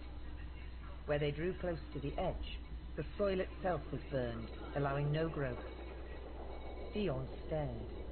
Wason gasped in recognition. So this was the god that commanded the lives of the villagers. The smoking crater stretched out below them. An almost perfect circle, the blackened side ran steeply down into the mist. Around the circumference, metal plates of many shapes and sizes provided angular contrast. In the bottom, a clear nozzle was visible, bringing the fuel for the fire which burned and called for death. They stood on the housing of a giant spacecraft engine. The day after the coming, the bringers approached our god. Zeus showed patience and stayed silent for them. They held his trust. Unafraid, the man, the golden woman, and a brother of our tribe stared into the open mouth of God. In his bounteous generosity, he gave them wisdom. Perhaps this is why the bringers, in turn, gave us such generous gifts. Loading configuration. Engine You're on. insane, Dion said, playing out plant fiber rope to command Crew, weight. standby for launch. He shrugged. Brought us up here. Now we know what this thing is. He dropped over the lip of the crater, pressing his feet against the sides and allowing Dion and Docker to grip the rope. He rappelled down until the slope of the engine cone became flat enough underfoot to support him. Wason drew his wrist across his forehead, sweating already. Beads trickled down into his beard. The commander scanned around. Off in the smoke, he spotted what he needed, an inspection hatch in the engine housing. Here, he called to Dion, jogging over to the blackened portal. The release is filled with dirt and soil, but I think I can twist it. A red handle sat, sunken in a pile of ash. He made a test with one glove. The metal felt warm, though not too hot to bear. He squeezed as hard as the dirt would allow, and pulled. The hatch refused to give. Wason scraped out ash with a thick finger. He managed to press his other hand into the grip, and yanked. The handle lifted up and out. Wason gave a quarter-turn twist and pushed the release back. With a loud, hollow clang, the hatchway dropped, banging against the hull and echoing around the thin chamber within. The space inside wasn't dark. Pinprick lights illuminated the shaft below, leading to a glow emanating from about 15 feet down. Whatever lay beyond this engine still had enough power for lighting. Secure the rope, then come down! Maybe leave Docker behind. Wason dropped the rope down into the hatch, ensuring his escape route. His muscles strained as he lowered himself down towards the glow. I can go to Seoul now!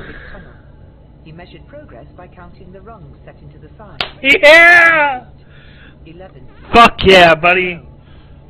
I am so fucking stoked about that. From what he could tell, he kicked hard. A clattering sound echoed in the chamber below, though not too far distant. Good, and not dropping into a giant cavern. Oh yeah! Let's fucking do it, dude.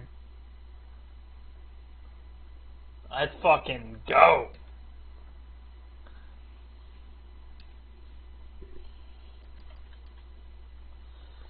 Soul!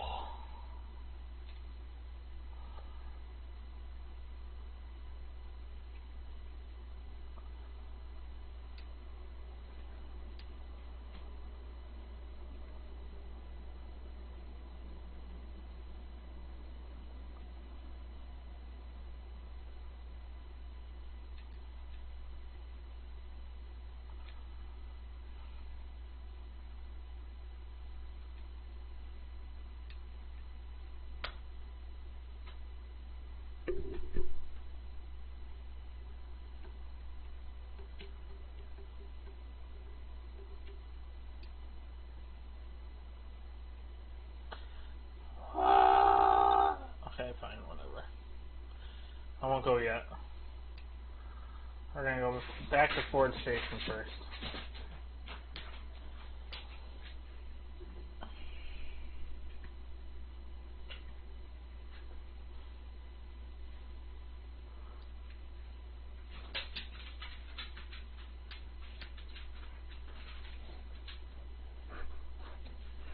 Stop, Shiva.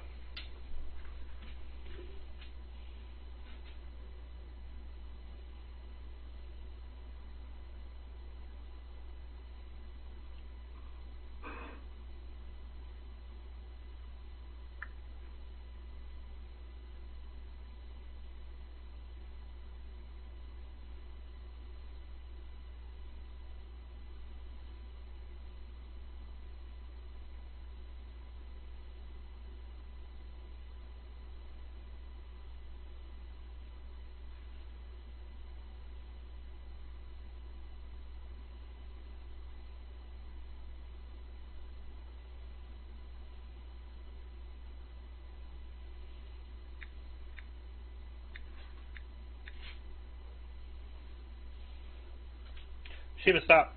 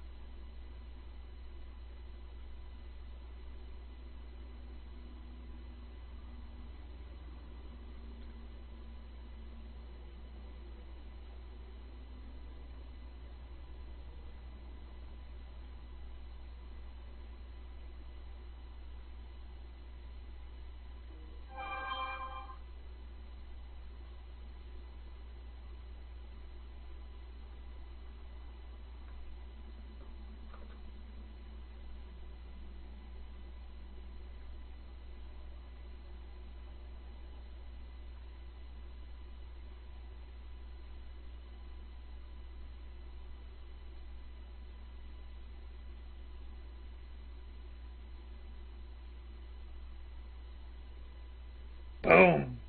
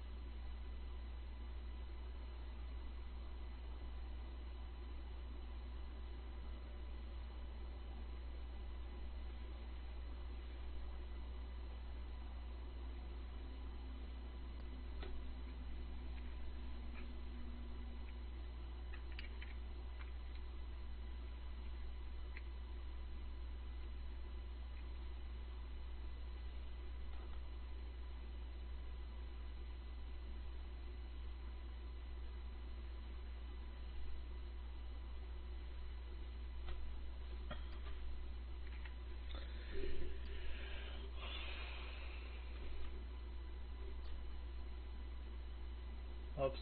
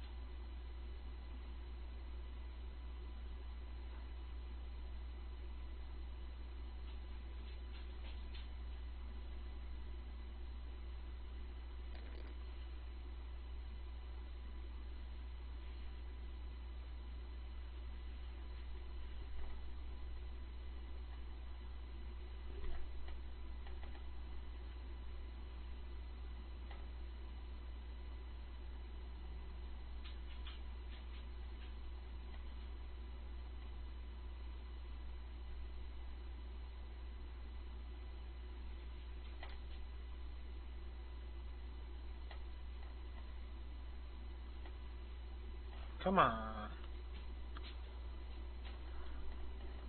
Whoops. Too close.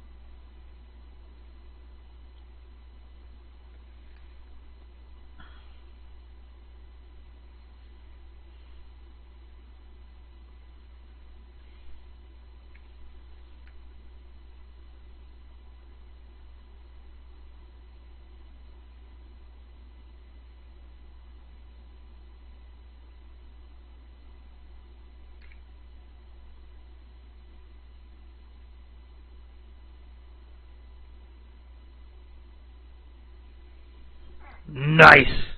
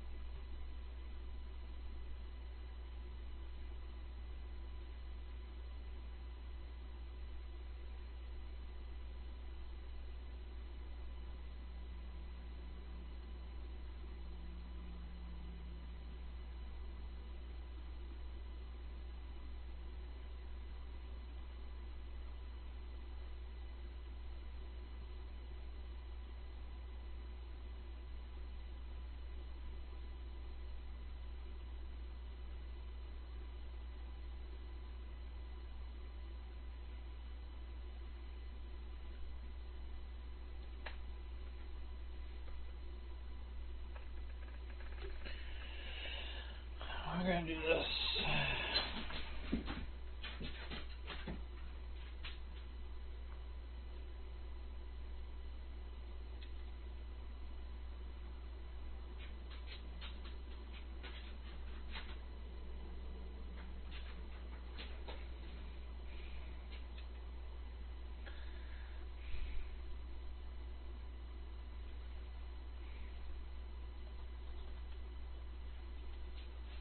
While in silence. Somewhere the discordant melody of a ritual song grew closer. They travelled uphill, he was sure. A stray branch pulled the hood away.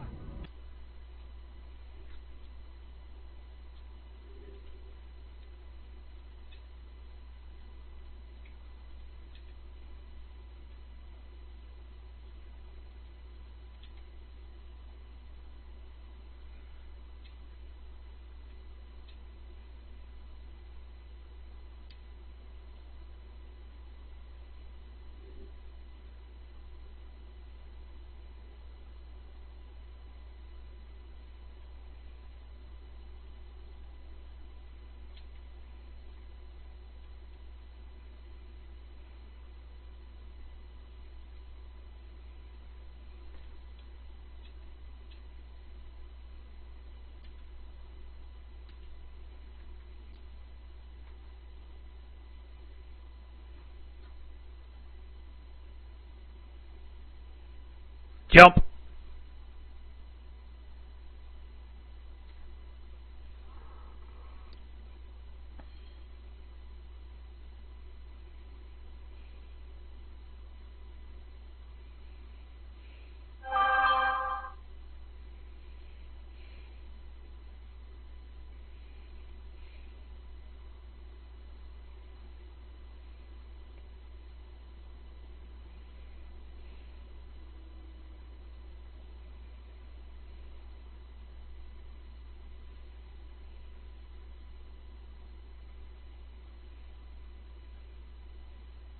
Engage Super Cruise.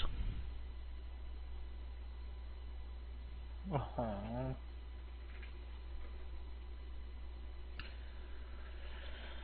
do you fucking mean, dude?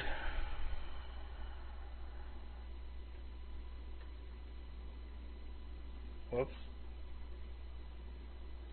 Why is this still a thing? Like, what the fuck? I don't want to fucking go there. What the hell, dude? I'm not...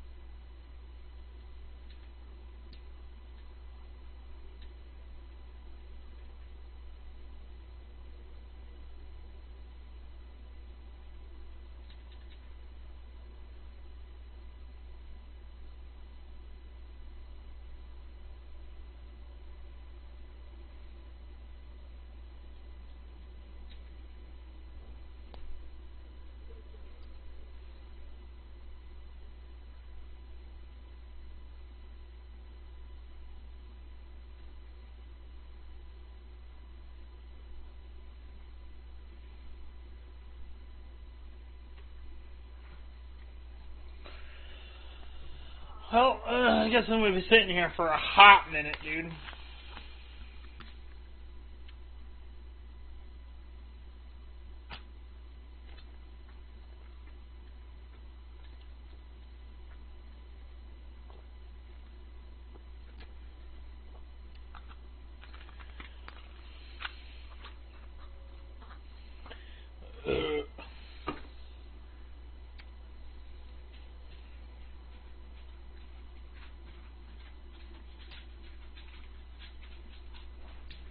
Sheba, stop. Sheba, stop.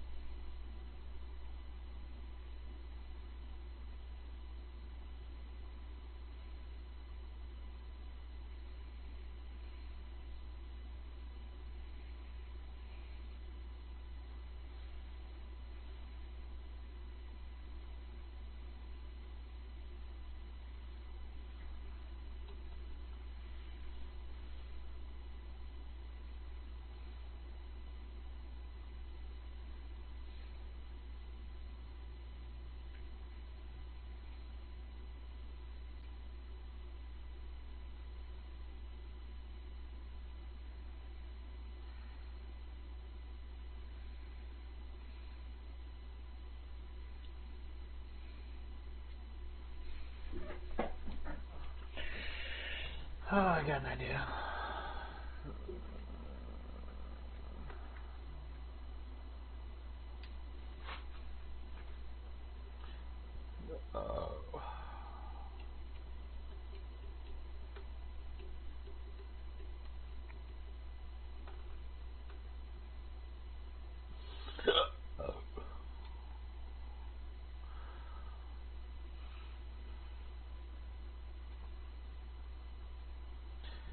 Actually, it's probably best. That's the only one I can go to. Fuck.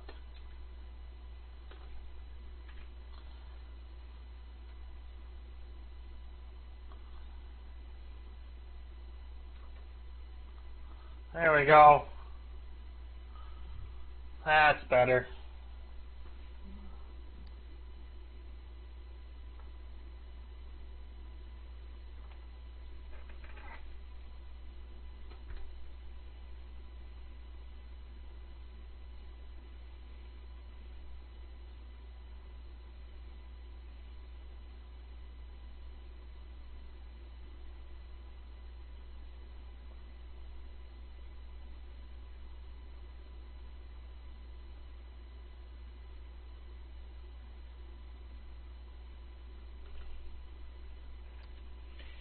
Alright.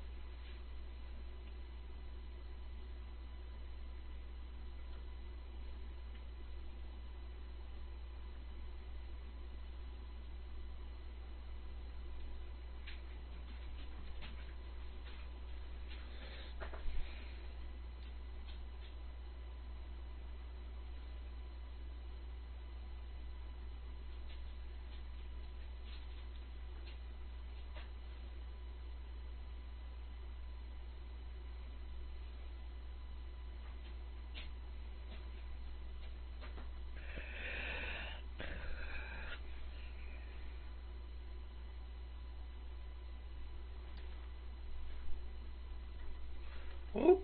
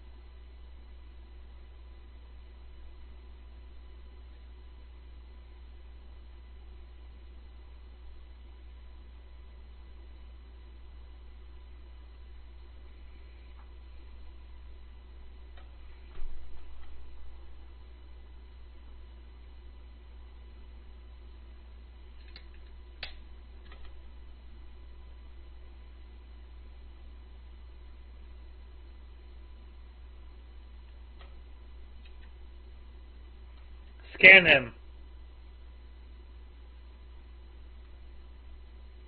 Fuck it.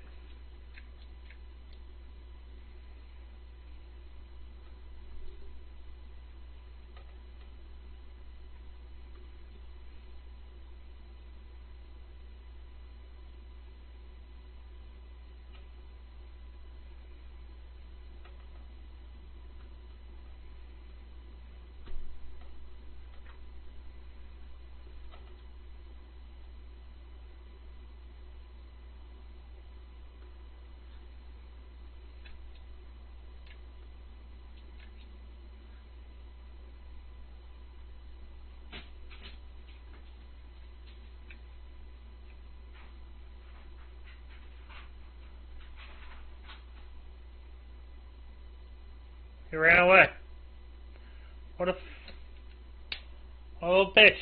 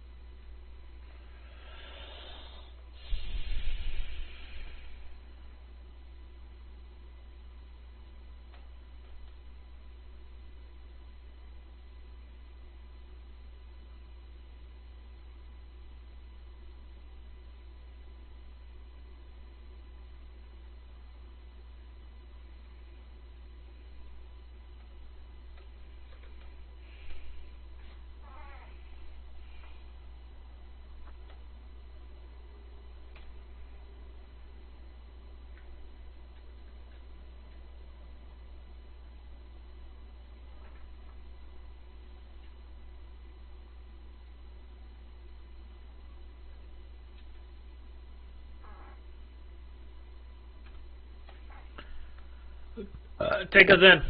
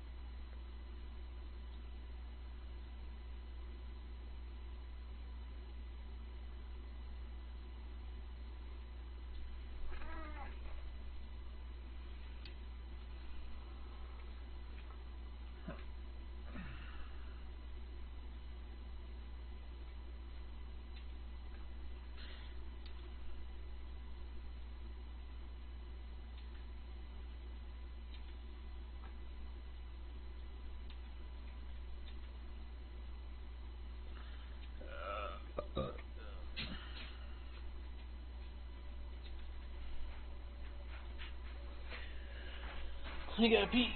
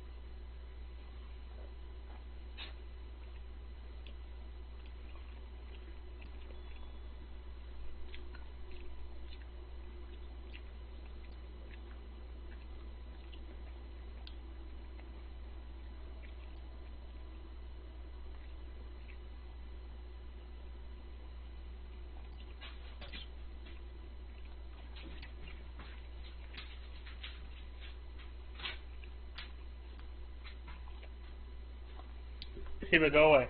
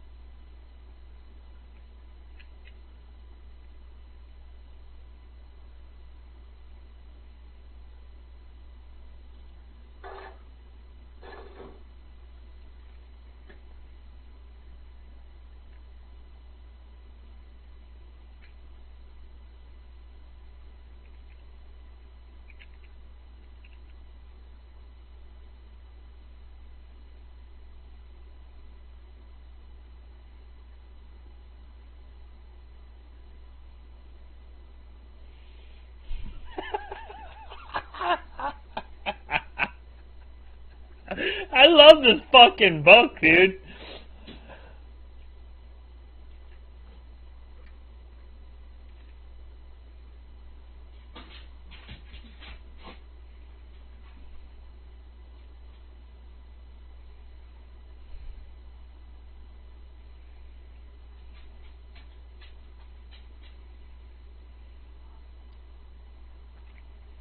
Oh shit, dude.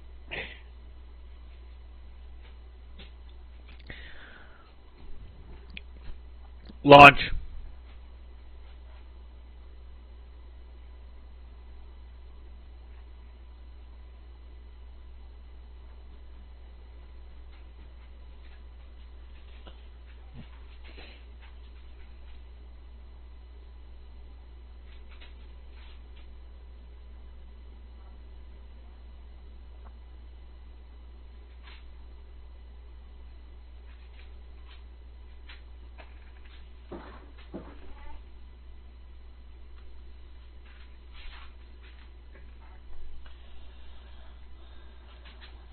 Oh, abso-fucking-lutely.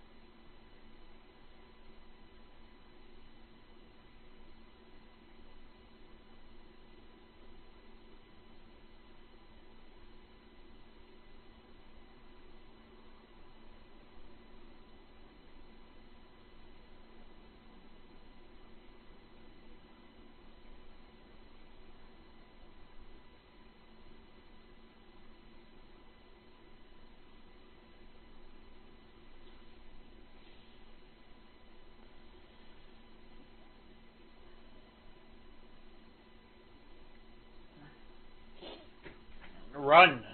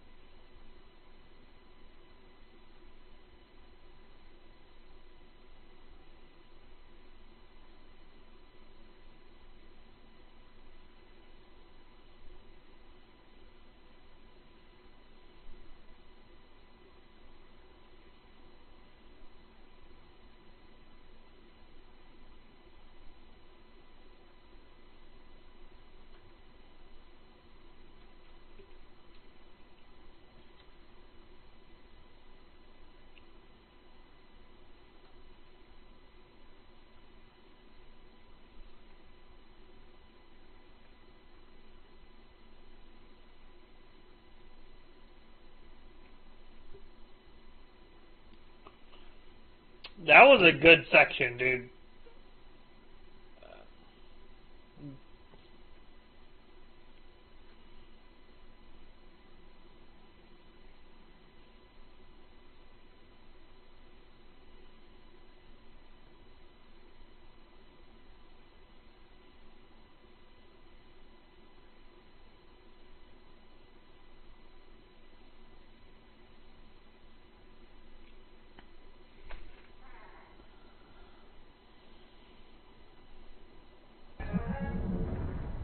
It's been muted this whole time. Alright. Either way, it doesn't matter. I'm ending stream. Goodbye.